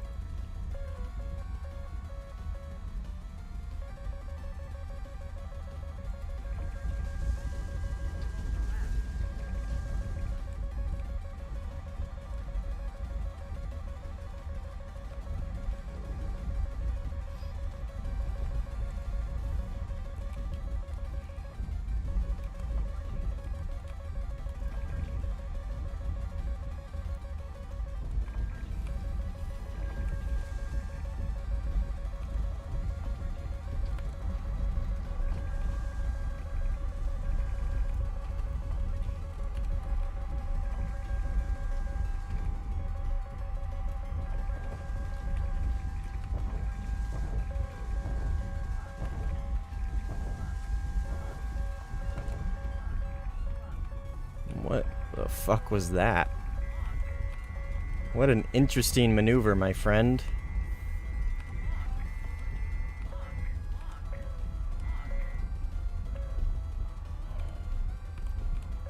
Dude, like, pulled right in front of me. What the fuck? Did he gun me? No way. Oh my god. This is the most, like, Hail Mary player I think I've ever met. That's super annoying. Bro could not have got luckier on that. I don't know why he pulled in front of me like that. like, bro had a whole football field left before he merged, and he pulled in front of me. Don't do that. What is that called? The, like, the Syrian lead or something? I think that's what it is, where they, like, turn super early to, like, try to end up behind you on the end of their first turn, like the end of the first half or whatever. Something like that.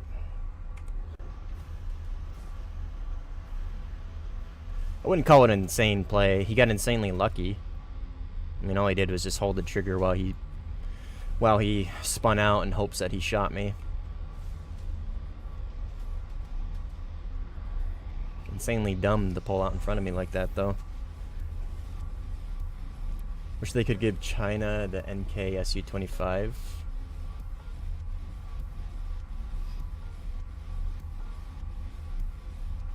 I don't know what that would be, what the difference between that and like a standard 25 would be.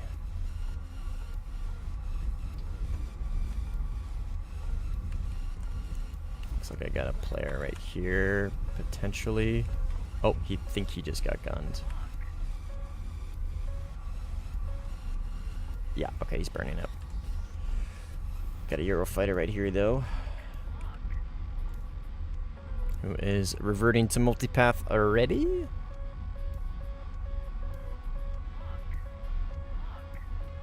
Oh, what's going on in chat?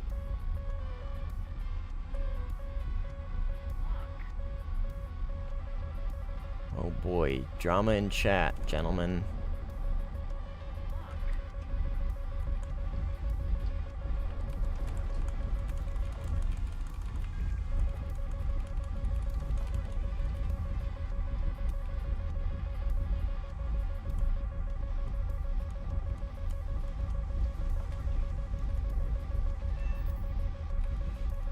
Got him. Well, critted him.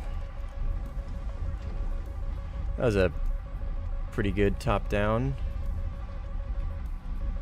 And he's just gonna keep multipathing and then probably hit somebody with try and hit somebody with a 9M. Got him.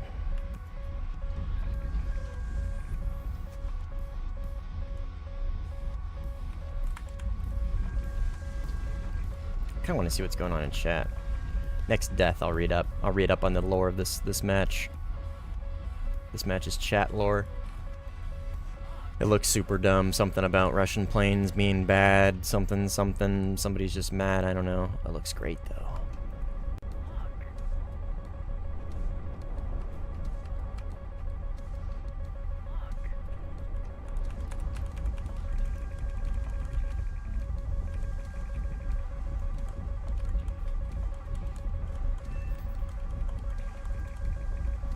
Welcome to the vertical notch, my friend.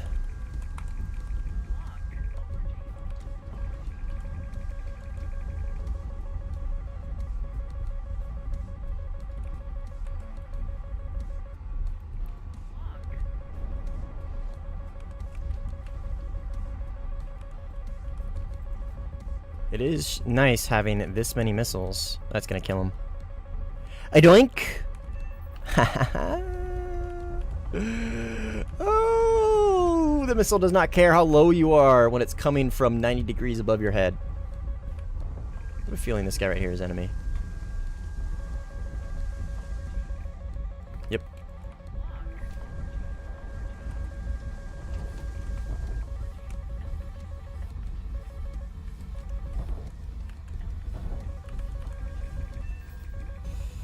Unfortunato. Well, that was a good little flyout. Ah, multipath actual left. That's sad. Oh! I do despise the AOA beep on this thing. It's very annoying. No! Oh, okay, we're good. We made it out just in time. All right! Let's reach out. Let's find a straight line real quick and re-chat. I'll catch up on this. Oh, it doesn't look like a whole lot. How do you must blah blah blah blah blah. Flame. Only if MiG-29 had more missiles.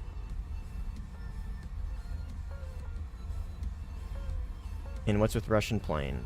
Sorry, kind of grumpy. I keep getting. Oh, well, it's Russian. I see. What's with Russian planes? Sorry, grumpy. Keep getting camped on and take off. But basically, Russian planes are expected to be lacking. They always had issues IRL. I forget which one, but it would destroy its own engine on full throttle and bleed fuel. I think he's talking about the MiG 25 or the Foxbat or Foxhound, right? If it ran full throttle for like too long, it would basically just melt. I think. Somebody correct me if I'm wrong there. Like, not to get too much into many examples and stuff. If the something probably retarded engineers added more pylons, MiG-29 would be a beast. Well, I probably agree. I'll play RB for some time. Oh, see a star. Kind of patriotic saying that other superior country have bad planes or issue them while this country... Oh, so he's like, okay, I see what he's saying. Russian planes don't work. Kind of well known that Russian planes had issues. I didn't know that. Must not be super well known. Okay, this is... I immediately lost interest in this. Immediately lost interest.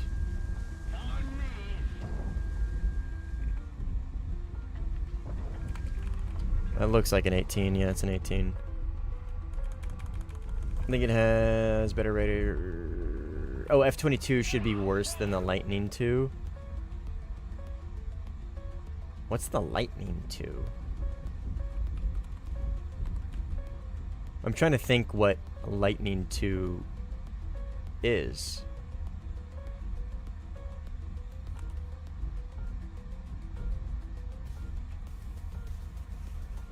Oh, F-35. Thank you, thank you, thank you. Should be worse than the Lightning II. Dude, it's all hypothetical, honestly. I have just, like, when it comes to, like, how planes are supposed to be playing, like, how they're expected to fly in game, brother, especially when we're talking about super modern, very classified vehicles, man, I just feel like it's just kind of hypothetical at this point. You know what I mean? Like, in theory, sort of. So, I don't know. That's not really something I can speak on. I would assume that the F-22 would be better as far as dogfight performance goes and stuff like that. Because I feel like that's kind of the general consensus between the two. Got him. But as far as, like, that's kind of as deep as I can, like, that's kind of, like, as deep as I can confidently talk on which plane is, like, better than the other. F-22 has better BFM flight performance, I'm pretty sure.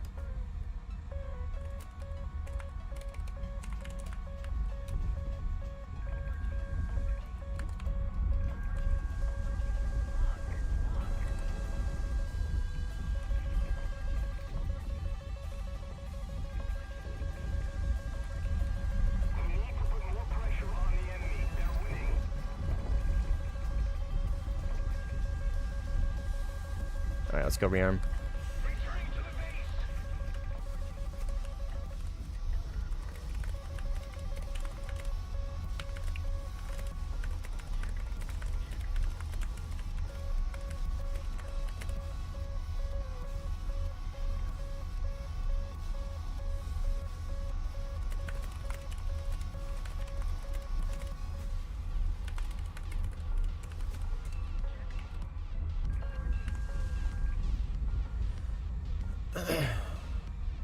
Why the fuck would it have thrust vectoring? Yeah, exactly, right? I don't know. I mean, I'm just like, it might be the low-hanging fruit, like, yeah, no shit kind of take, but it's just, I don't know. Again, I don't, like, it's, it's the only thing I can point at and be like, yeah, the F-22 will be better than the 35 at that. You know what I mean? That's about it. Everything else, I don't know. Who knows? The targeting pod. The targeting pod... Actually, I should probably make a targeting pod loadout for small maps like this where I don't take drop tanks or I don't need a drop tank. The reason why I don't take the targeting pod is I don't get any drop tanks.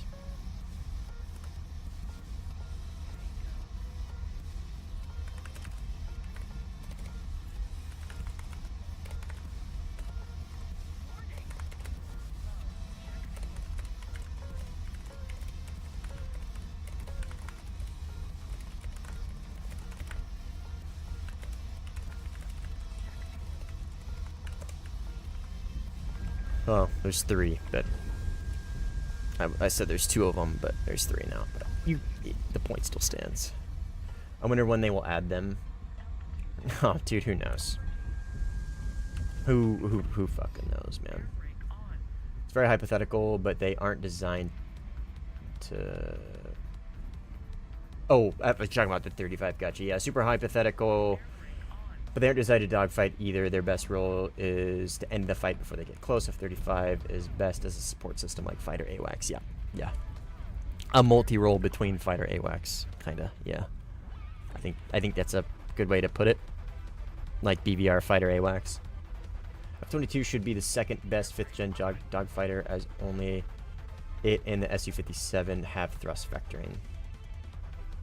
Yeah, see, that's where it's like, I gotta go into the hat of hypothetical. Should be the second best. You know what I mean? Like, who's to say? You know what I mean? Like,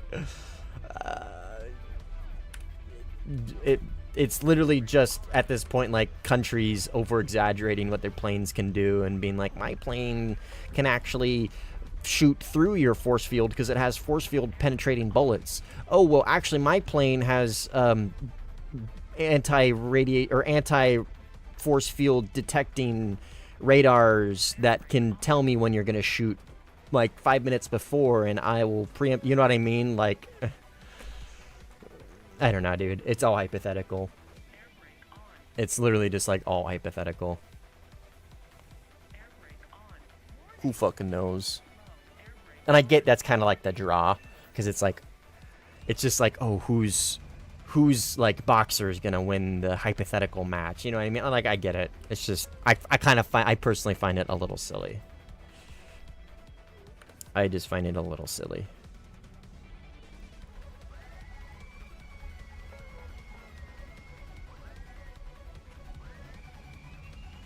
Have I seen Su-57 air shows? I have. They're pretty cool. They are pretty cool.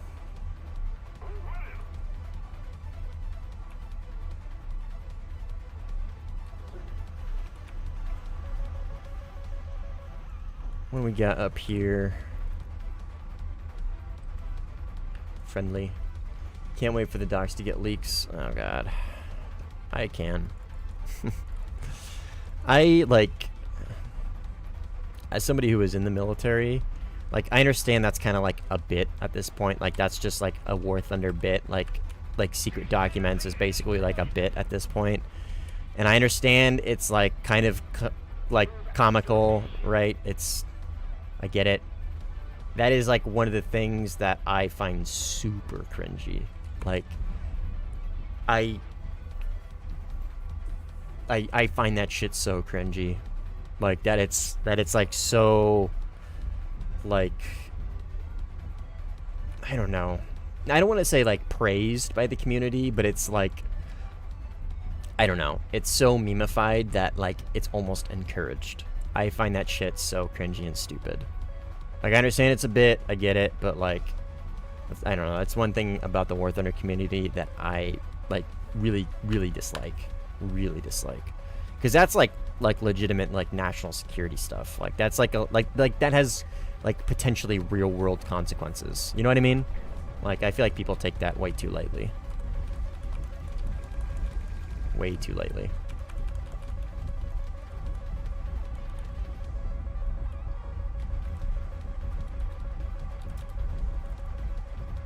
Alright, so he definitely multipath. I'm trying to visually acquire him right there.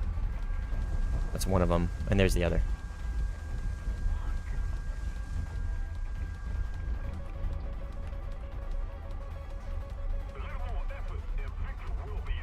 Looking for him, I'm looking for him. Oh, he's dead, okay. Second one's right there. Just saw him pass by.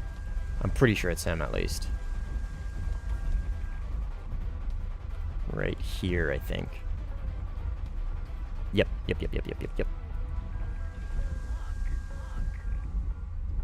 Well, we're gonna have to get some altitude if we're gonna want to try and top down this guy.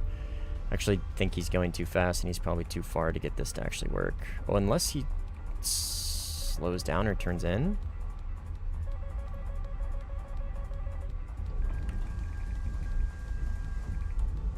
Where'd he go? I just saw him. Oh, he's right there, he's right there, he's right there. Is that him? Yep, MiG-29.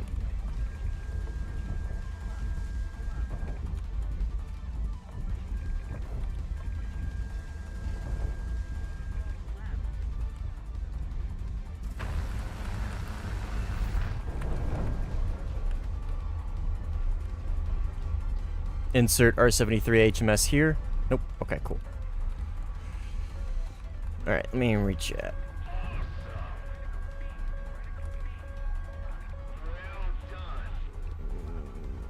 Thrust vectoring, something. Imagine if Warthunder is actually meant to trick people into access leak stuff.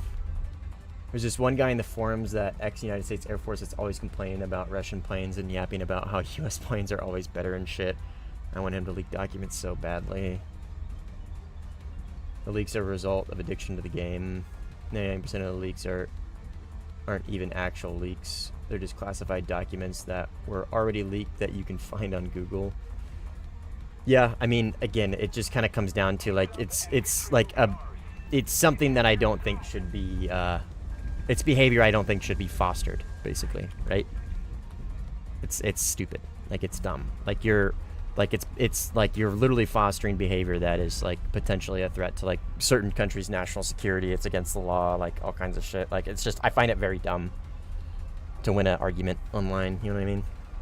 It's very, very dumb. And again, it's just something I think is super cringy.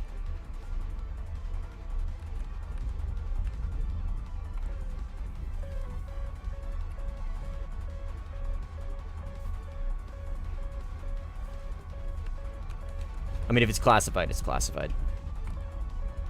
There's nothing fine about it. Like, you're still like breaking the law. You know what I mean? There's nothing fine about it.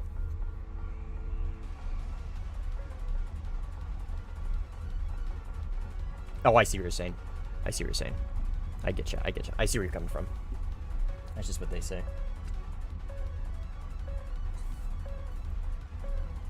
Sure. Yeah.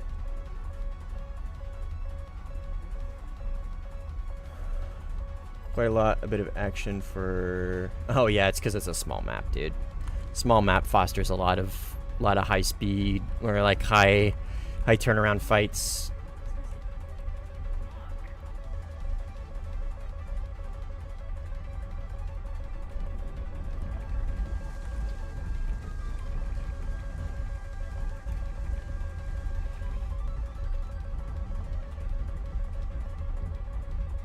Is that him right there?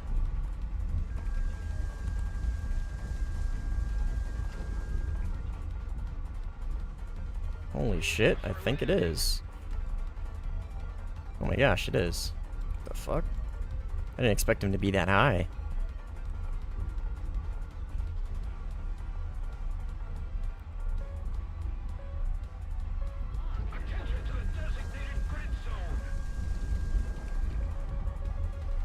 Yeah, that's kind of the reason why I joined this match, because I figured it'd be like kind of high octane, a lot of action, a lot of stuff going on.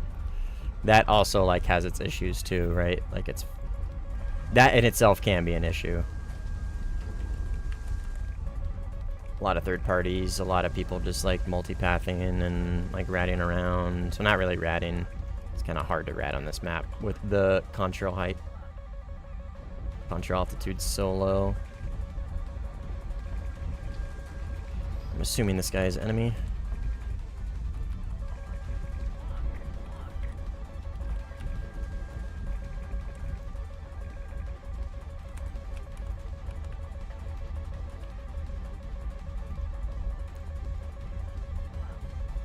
Okay, looks like he multipathed it successfully.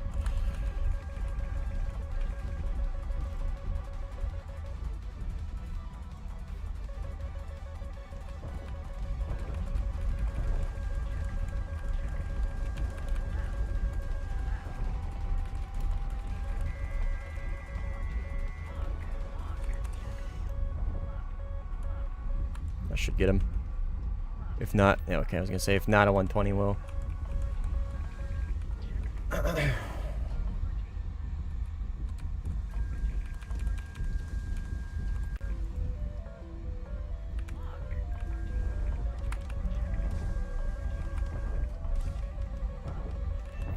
Shit.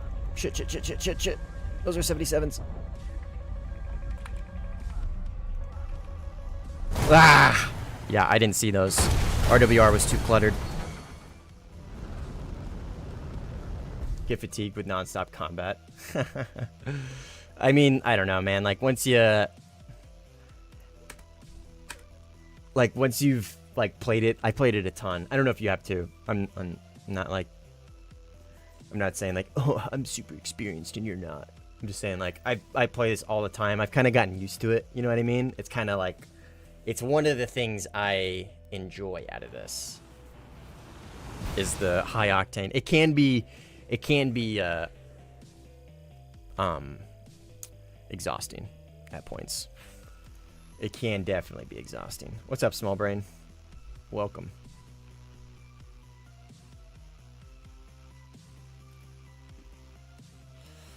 All right, we're gonna not play a whole match. We're gonna jump into another game and play for a little bit and then hop off. Probably maybe another hour, 45 minutes. And then I'm gonna hop off and go make dinner with my wife and hang out with her for the rest of the night. And it's probably enough of the 18. I think I'm gonna jump in the Rafale. Smolensk. Holy shit. That's a fucking busy lobby. Rizzler, Long Egg. Holy fucking lobby, man. This is gigantic. Sinai. On blue, fresh. I'm usually not a big fan of playing on blue, but if I'm going to play something like the Rafale, I think there's going to be better players and planes on the red team. So it makes the Rafale a little more enjoyable. Because it makes it just a little bit, take it with a grain of salt, makes it a little bit more difficult. There is nothing difficult about the Rafale, but it, you know what I mean? See what I'm saying? It adds just a little bit more, like, difficulty and neuron activation, having to fight better players and better planes. How do you avoid IRCCM missiles? It depends on the missile. There's better ways to deal with certain missiles. Pre-flaring is always going to be your, like, best method. But when you're dealing with a 9M, you got to treat it similar to a Fox 3 because it works based off IOG. It works off inertial guidance. So when it sees a flare, it turns off its seeker and then will work off inertial guidance and go where it thinks you're going to be, and then it'll turn its seeker back on and then look for you there. So similar to kind of how a Fox 3 works, where if you notch it, it goes to IOG. If you're not feeding it TWS data, it goes to IOG and then will look for you where it expects to see you again. So the 9M and the AAM3, you kind of have to treat as a Fox 3. You don't have to notch it. You just have to flare it and then change your aspect, basically. Go to change direction in where it's not, where you're not going to be, where it's going to look for you again, if that makes sense. That's the best way to defeat 9Ms. In theory, it's actually almost kind of easier to beat a 9M and an AAM3. In practice, it's a little more difficult, in my opinion. Some people have better times, they have easier times beating a 9M and an AAM3 than they do an R73 or any gate width IRCCM missile that basically just tightens down the FOV, like a Magic 2, PL8B, PL5E2, and 73s. For those, you pre-flare or basically just launch your flares in front of the engine. So you got to kind of, depending on what you're flying, you gotta tilt your plane into a direction, and where if you flare, it will get in between your engines or your plane and the missile. But again, pre-flaring is just the best like fundamental way to beat an IRCCM missile is pre-flare, and that applies to all of them. changing aspect also just is good practice. Whether it's a 9M or a 73, just changing your aspect. You've been having a terrible day? Sorry to hear that, dude. Bro said there's better planes on red team while flying the Rafale. I'm saying when you're playing the Rafale or playing a plane like the Rafale, this is one of the few times where I would almost rather play on blue because there's better planes on red than blue. If I were to play on red, I would be bullying F-15Es and 16Cs and the occasional Eurofighter. You know what I mean? If I'm playing on blue, I get the opportunity to fight better planes like the Su-30, the J-11B, the J-10. You know what I mean? That's what I mean.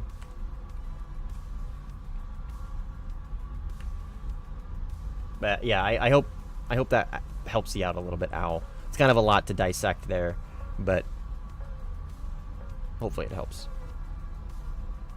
Still thinking if I should join red or blue on Sinai. Who was that? Rex? Looks like he joined red. Yeah, this guy's definitely I think this guy's a viewer. Use you in the chat, brother. He's been following me all around. Attention to the designated grid zone. I know Cynical is. This is Mr. 9M.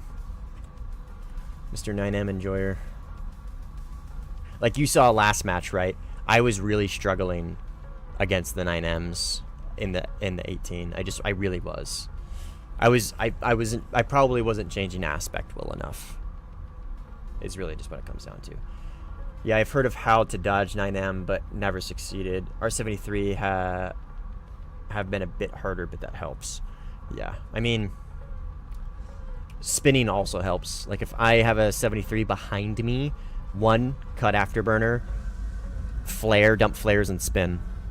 It's kind of the best way I've found that is just like consistently good for beating gate width 73, PL8B, or Magic 2. Spinning helps a lot. It just seems to help.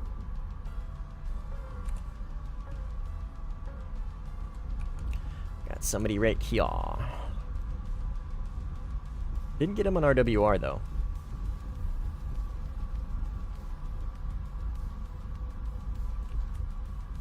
Oh, I gotta remember this HMD doesn't mark him. Oh, he's cooked. Yep. Anyone 20 straight to the face. Excuse me.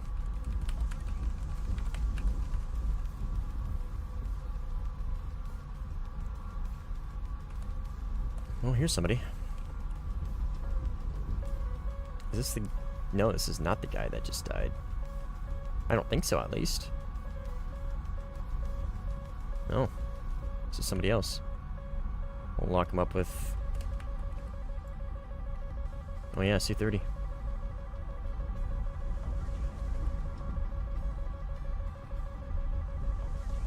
Turn in this way here.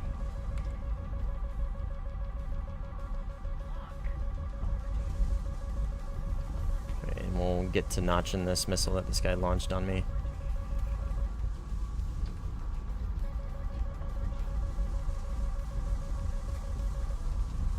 Oh. I think I got him to TK. I think that's exactly what just happened. I notched his missile and it went for his teammate instead. That's funny.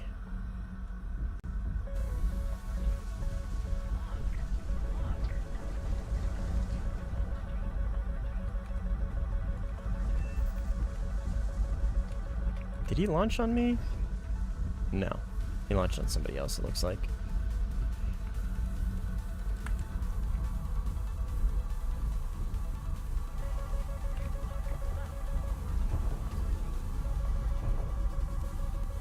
Thank you, Maz. We'll drop flares, drop tanks for this. Gonna turn my fancy AOA button on. Please, I hope I don't get TK'd here.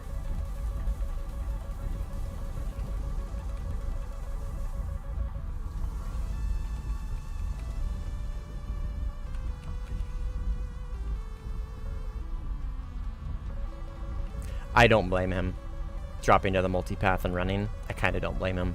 He's in a 2v1. One of them's a rafal. You know what I mean? Okay, that missile is gonna hit me if I don't drop down. I don't really blame this move on his part.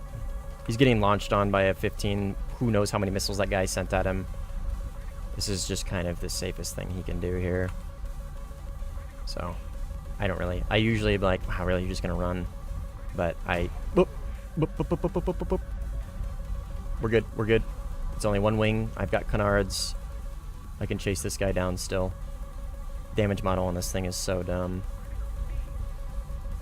It's gonna give me a little issues when I go to land. Oh my god.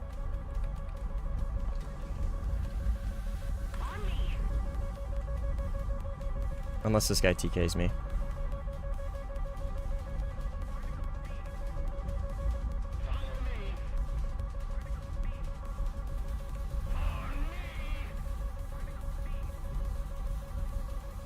Whatever. We're gonna RTB anyways, so I'm gonna launch Micah on him in hopes that it hits.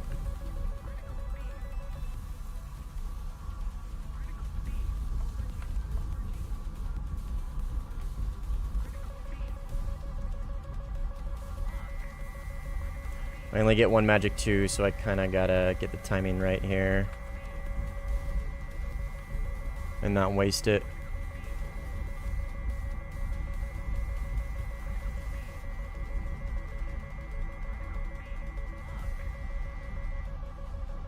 And then we'll...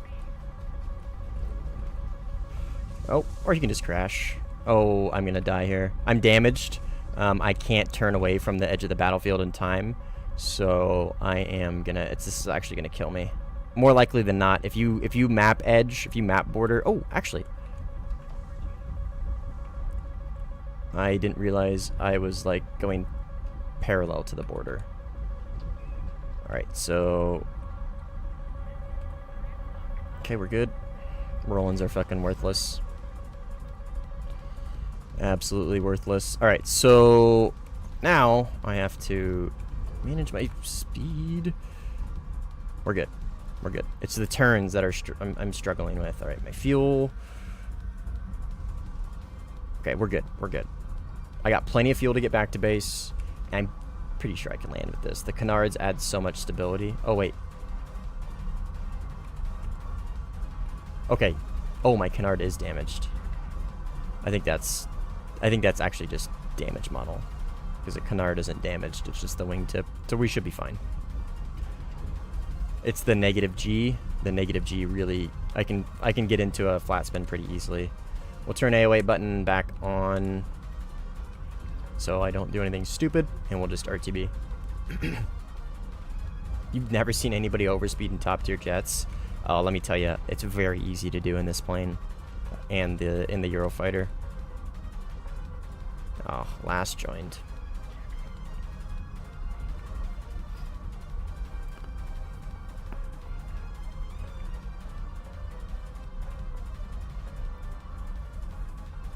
Yeah, the graphic tips work great right now. Base, dude. Yeah, they're... Especially on this time of day where things are a little lighter, like there's a different color, right? I don't know what it is about this haze, like this piss filter, basically. But, yeah, the targets pop even better against this kind of lighting, the piss filter. I almost never fly with radar while playing Red 4, especially in the Su-33. Just pop it. Yeah, I mean, I am really not a big proponent of just like running around with radar off. I get it, and I kind of the same way. Well, the same thing I look at with spawn camping. I understand why people do it, especially when flying things like the Su-33, Su-27 SM, Su-27, MiG-29, whatever, right? Not the SMT, but the 29A. Like, I get it. Understand why people do it. It's effective, right? They wouldn't do it if it wasn't effective. And the radars in those planes, those examples are just dog shit, right? The thing that I dislike about it is, like, it's so exhausting. Like, because if somebody on the enemy team is going to be running just fucking Giga Rat radar off 24/7. They're never going to turn the radar on except for a instantaneous quick IFF and then instantly off. You know what I mean? They've already crept up on your tail. You're already in the no escape zone, and now they just need to light you up with radar to make sure if you're friend or foe before they launch a missile. Like, fighting against that is just fucking exhausting. Constantly having to look over my shoulder, making sure I'm ratting just as much as them. You know what I mean? Flying through terrain. It's just, it's fucking exhausting, man. It's exhausting and it's boring. Like, I would much rather fly around with radar on the most of the time, right? Most of the time have it on, looking for people, launching missiles, defending, you know what I mean? Having this back and forth dance between somebody. And then if we make it to the merge, we make it to the merge, and then we start dogfighting. You know what I mean? Like, I much prefer that kind of gameplay. I, like, used to just Giga Rat radar off 24/7 like that all the time. That was kind of like my main style of gameplay for a while. So, like, again, like, I understand why it's done, because I partook. You know what I mean? Like, I also did that. And I still run radar off from time to time. Like, I'm not going to have my radar on 24/7. But, so, like, I guess what I'm getting at is, again, like, I understand why people do it. Again, it's just exhausting to play against. It's so annoying. Alright, I'm going to shut up for a second, kind of lock in for this landing.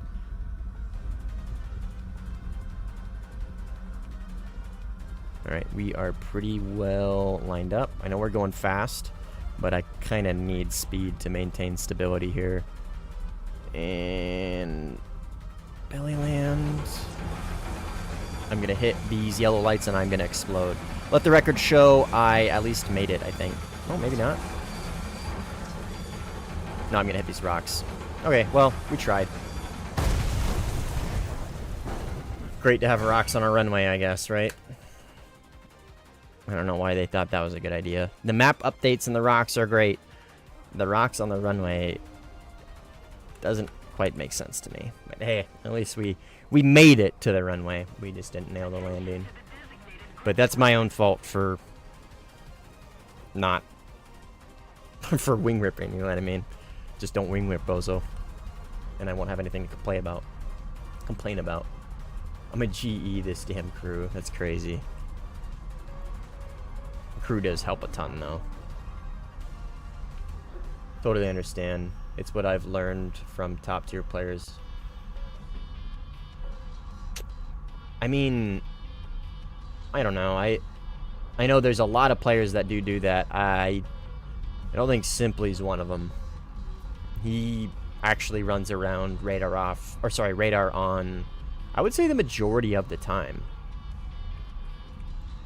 Like, he's not, like, if I were to be like, oh yeah, this player is a rat, he definitely would not be the first person I would think of. I'm not going to say who is, because I feel like it's poor taste to, like, just talk shit up about people like that, especially on live. Like, maybe if we were in a VC or whatever in Discord, I'd share my opinions on it. But I would not say Simply is one of them. Like I said, he's not the first person that comes to mind. He is just, like, I don't know, I kind of glaze him, but, like, I think it's credit where credit is due. Like, he is, like, when I think of, like, the best top tier player in the game, like, he's probably who I would think of. So, like, he has the technical know-how and the ability to not have to play like that. You know what I mean?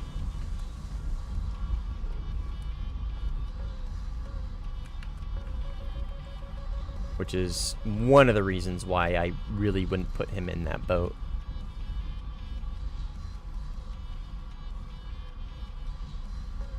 I think that guy just got shot down. And that guy just de-rendered. Okay, I'm locking flares. Yeah, he's spinning out. He's over here somewhere. Oh, I think I got him. Yep. Let's verify here. Let's PID. Okay. We'll run him down now. I think that's a teammate right there. Yeah, it is. Okay. So I don't think we need to run him down. I think the teammate will get him.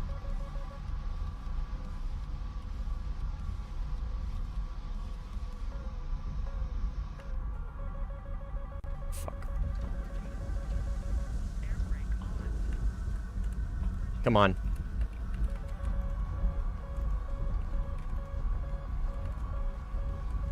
Where is he? He's right here.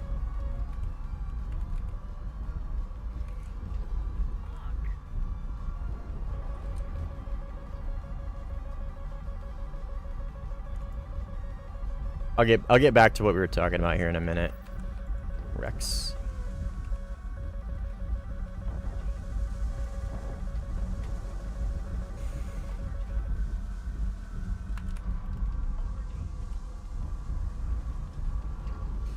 Move after me.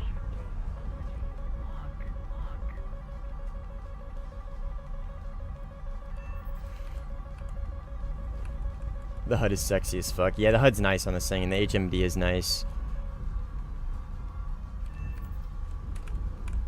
Alright, I'm gonna drop 2 tanks. Drop myself. Enemy right there.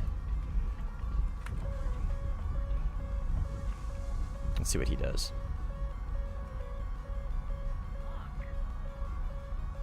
It's gonna maintain the notch, which is kind of smart. ER? Fuck. I did not expect the ER.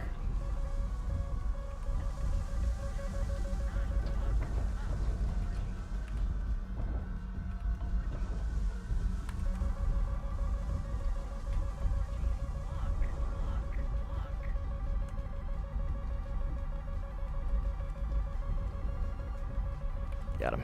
Okay. Oh. Nope, Micah Warhead. So he's probably going to shrug that off. Maybe. He is struggling. Come on, radar. Thank you.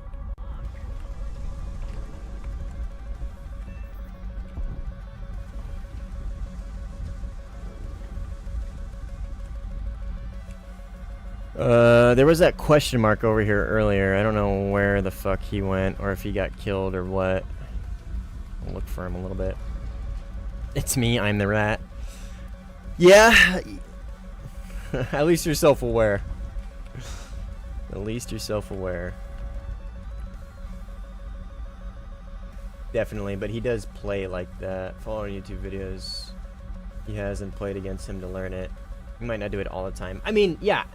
Again, like I'm trying to make a distinction here between somebody who literally just runs radar off 99% of the game, and then somebody who uses radar from time to time, depending on what situation suits best. But the majority of the time, they're running around with radar on. Like the majority of the time. When I say majority, I would say more than 70% of the game. Let's put a number on it. Let's just say 70% of the game, right?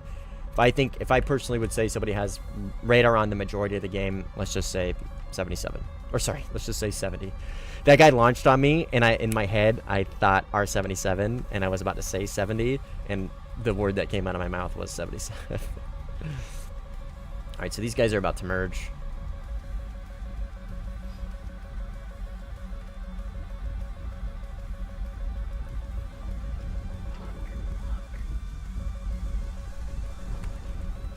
Hopefully that isn't TK. I didn't see that guy, but he killed him, so top down, baby.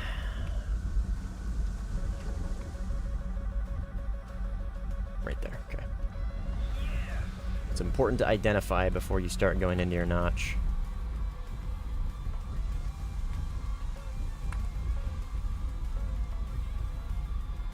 Radar on to scan enemy locations, radar off, go to location, radar on again. I don't know if this considers rap. I don't know. I don't want to like, we're kind of getting deep into semantics here.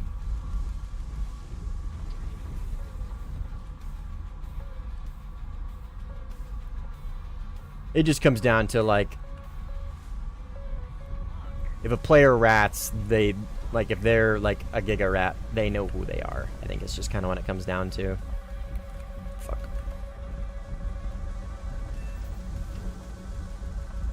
I'm sorry, my friend, my J11B gamer. Does the Link 16 only highlight friendlies? Correct. It only highlights friendlies. So, if something is not highlighted, then it's an enemy, right? Process of elimination. That's their runway. We'll give these guys some room and look for others.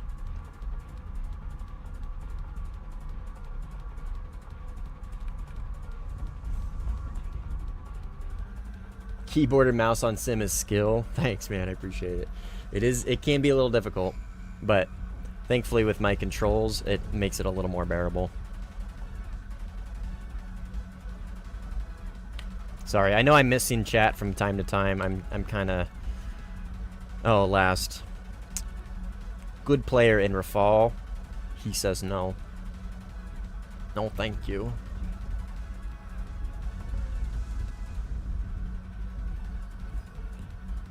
Let me try. Oh, I hit that. I can't believe I hit that. I am historically bad with this thing's guns.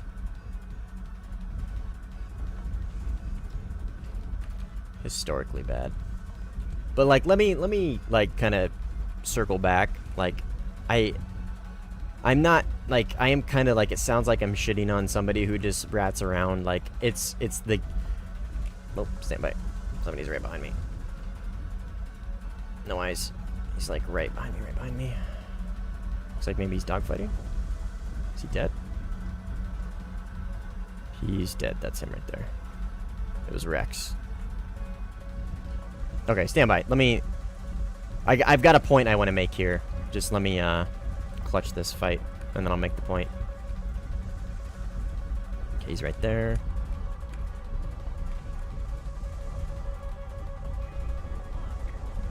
That was my final Micah. I'm out of chaff. Okay, we got RTB. Fuck, I got a multipath. I got a multipath if I want to live here. I'm out of chaff. I can't beat this missile, and I can't outrun it. Okay, it's dead, I guess. Maybe it wasn't at me. Okay, so I really gotta lock the fuck in here. Give me a second, okay? And I'll get back to what I was talking about.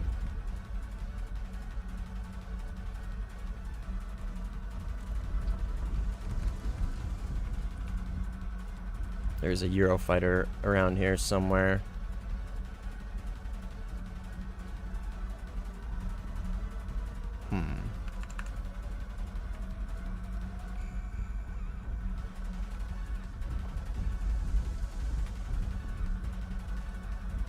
Is he dead?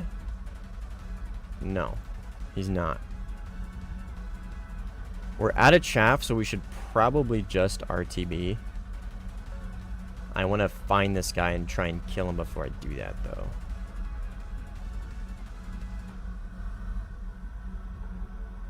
This thing is really bright. This HMD is really bright, but it's literally turned down all the way.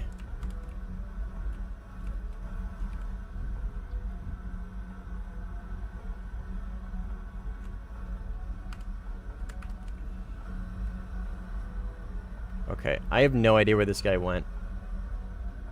I will RTB and kind of get back to what I was talking about. So like like it mainly just comes down to like I kind of like I rag on like super giga ratting because like it's exhausting to play against. That's kind of why I rag on it. Now, like with that being said, again, like it's the same, it falls into the same like boat as somebody who spawn camps like at any point in time in the game. Like really does anything that might be considered annoying to play against, annoying to fight against, but like if you look at it from like the logical aspect, right, it's the safest way to play. You know what I mean? You could say the same about me right now in the Rafal. It's the safest way to play the game is in the Rafal. You know what I mean? Like, this is my last game. I'm just gonna chill and then hop off probably in the next 20-30 minutes. So like I don't want to have to work hard. You know what I mean? You could say the same thing about me, but like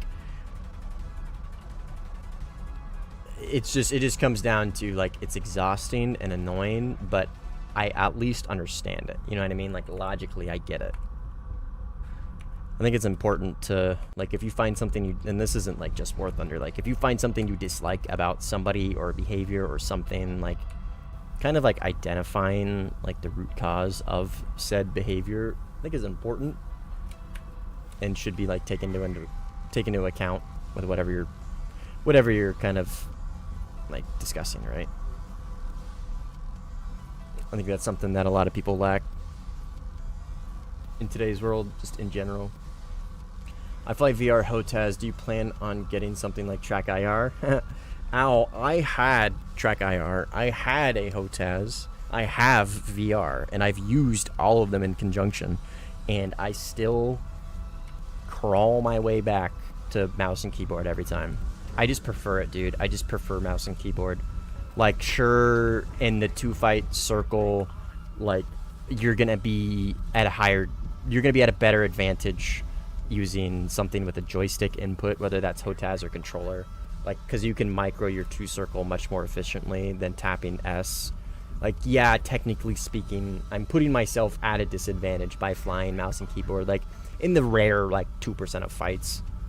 But, like, objectively, it is kind of technically a bit of a disadvantage, right? But it is so much easier, it's so much more accessible. If I jump on my computer, I don't have to set up a bunch of stuff.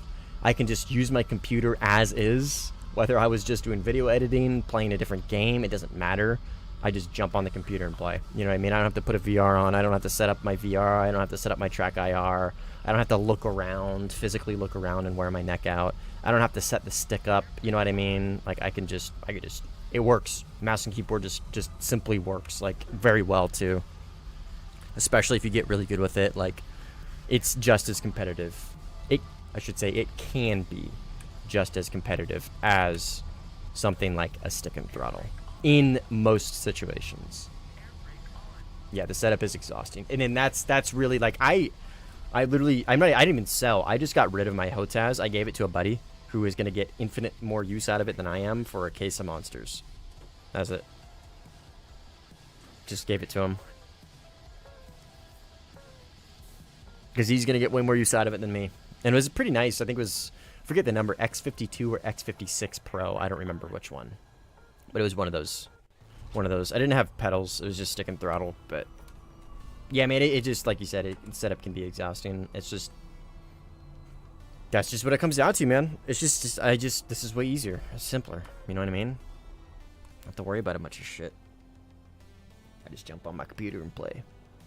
Question, if I hover my HUD over a target, do they get a warning? Or does it only pop when it... Oh! HMD, sorry. Not HUD, HMD. It only does it when you lock, Agarix. Only when you lock. If I am looking at you with HMPD, you're not going to get a single warning unless I press my lock button. Why that happens, Actually, it makes sense because your radar is not searching. Your radar is not actively searching. So if I understand, well, actually I take that back because it's modeled in the sensor view as actually searching. So I don't know how it actually works. I'm going to make an assumption here. It would make sense that you're only slaving the radar to a direction and it isn't actively searching for anything. It only searches in a very, very, like, tight, instantaneous zone, 3x3, or 2x3 in this example, right? When you press the button. That's when the radiation turns on, and it looks for a signature, and if it finds something, then it locks. You know what I mean? I don't know if that's actually how it works in real life, but that would make sense, right? If I'm an engineer, that's how I would probably design it. But in-game, I actually don't think that's how it works. Because if you look at sensor view, when somebody is using HMSPD, there's actually, like, a radar waves are being pointed at that enemy. Well, I don't know if they're radar waves, but it shows the radar looking at the enemy. And it might just show that to say, hey, this guy's in HMPD and this is where he's looking at, and the radar actually isn't emitting any waves in-game. I don't know. I'm literally I'm talking out of my ass right now. I think that's how it works. I don't know, though, for sure. That would make sense. Bro, it's 3 in the morning for you. Go to bed, Teamy. Go to bed. Alright, this is Mr. SU-27SM, probably. We will... Which direction is he going? He's kind of tilted right a little bit, so we will actually do this. I'm going to drop 2 tanks so I can turn a little tighter when I go into my defense. And... missile on him. Okay, he seems to be dealing with somebody else right now. That'll probably top down him. No? Okay.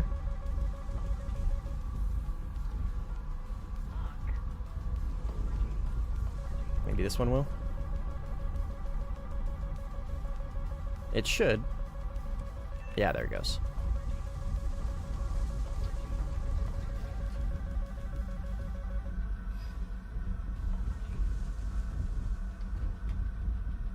Does it show it in sensor view? Yeah. So, like, again, like what I was saying, it'll show it in sensor view. If I'm in HMS PD and I'm looking at sensor view right now, there will be the radar depicted as activated in this direction. If it's actually emitting radio waves in game, I don't know. Maybe they show that to signal that the player is looking at that direction with PD.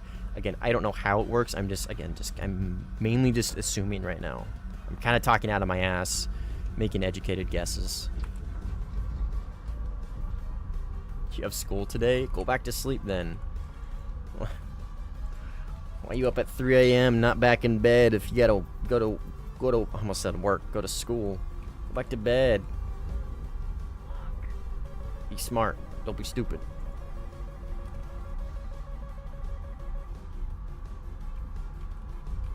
That was almost in the Nez. That actually might reach him. Yeah, I'll have to test that out.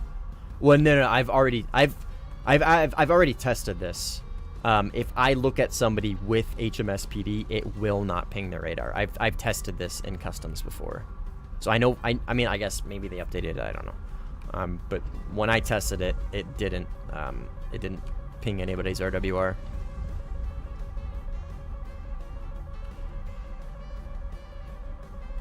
But how it functionally works, I'm not sure. I just know it doesn't ping you. Is he cooked? Yep.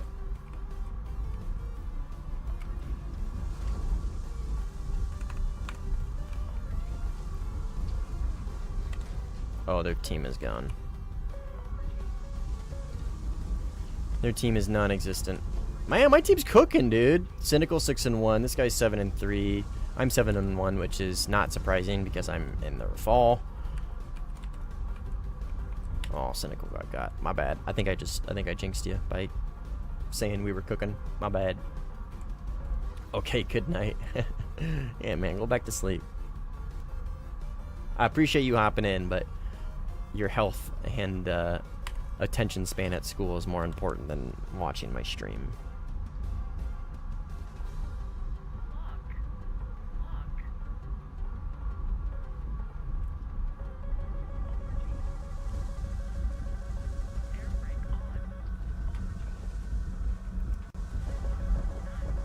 He launched IR.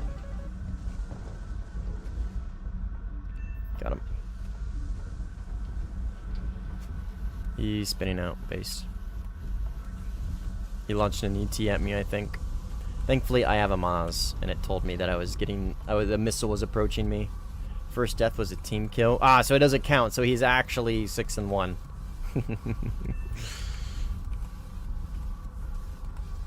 The Seals guy is having a good time. 10-4. Yeah, he's doing pretty good. If I remember correctly, this is actually, he's a really good 14B player. Never mind, I'm thinking of somebody else. He's a good player, though. That's a good card. Card doesn't mean everything. It's a good, like, basic indicator on somebody's, like, general skill. More importantly, like their experience with the game. It's a good way to indicate somebody if they got experience playing or not. All right, I'm pretty sure I beat that, so I can immediately recommit. He's right over here somewhere, right there. Immediately recommit. And, oh, he's probably going to map order. So I'm going to stay below cons here. Turn my radar on wide. So if he does map edge... In fact, I'm actually going to turn my shit off. Maybe he'll think I turned around. And looks back at me with radar.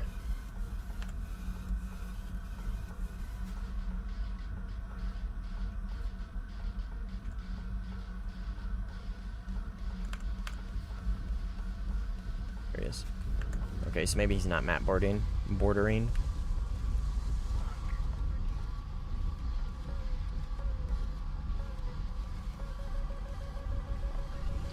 He's very slow. I think he's just going to land.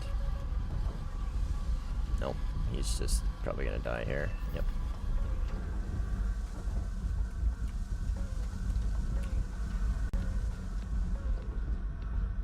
Running back to your airfield is not always going to help you. In fact, it's more likely, if this is a full game, it's more likely going to get your teammates killed and camped than anything. I don't suggest people run to their airfield for safety. Like, if you have nothing, yeah, sure, whatever. But, like, if you have the ability to fight back at your current position,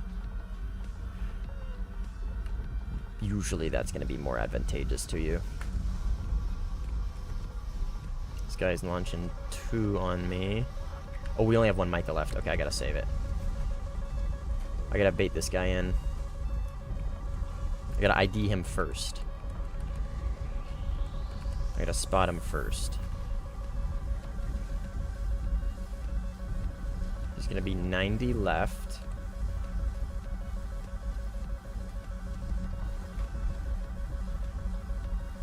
He's like right over here-ish.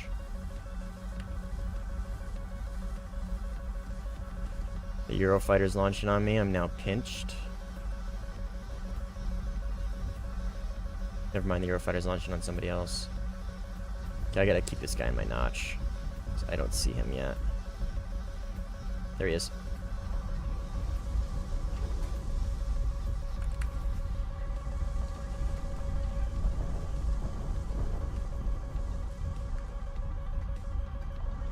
Yep. He tried to sneak in on it with an IR. But Micah just better. It's that trimple. Alright, let's RTB. That was my last Micah, so I really had to bait him into an area in which there's literally nothing he can do. He got, I don't know. If your opponent is a Rafal, you should just never consider yourself in a safe situation. See ya, Al. Thanks for hanging out, man. I appreciate it. And interacting a ton with the chat. Thanks for subbing, too. I appreciate it, man. But, I was going to say, he played that right, but he also just kind of... I don't know. He was banking on the fact that I didn't see him. Which... If it's a Rafal, they probably see you.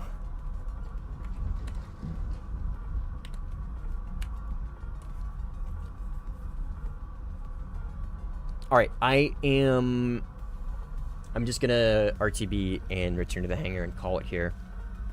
This was fun. Sorry, Cynical, but I gotta hop off.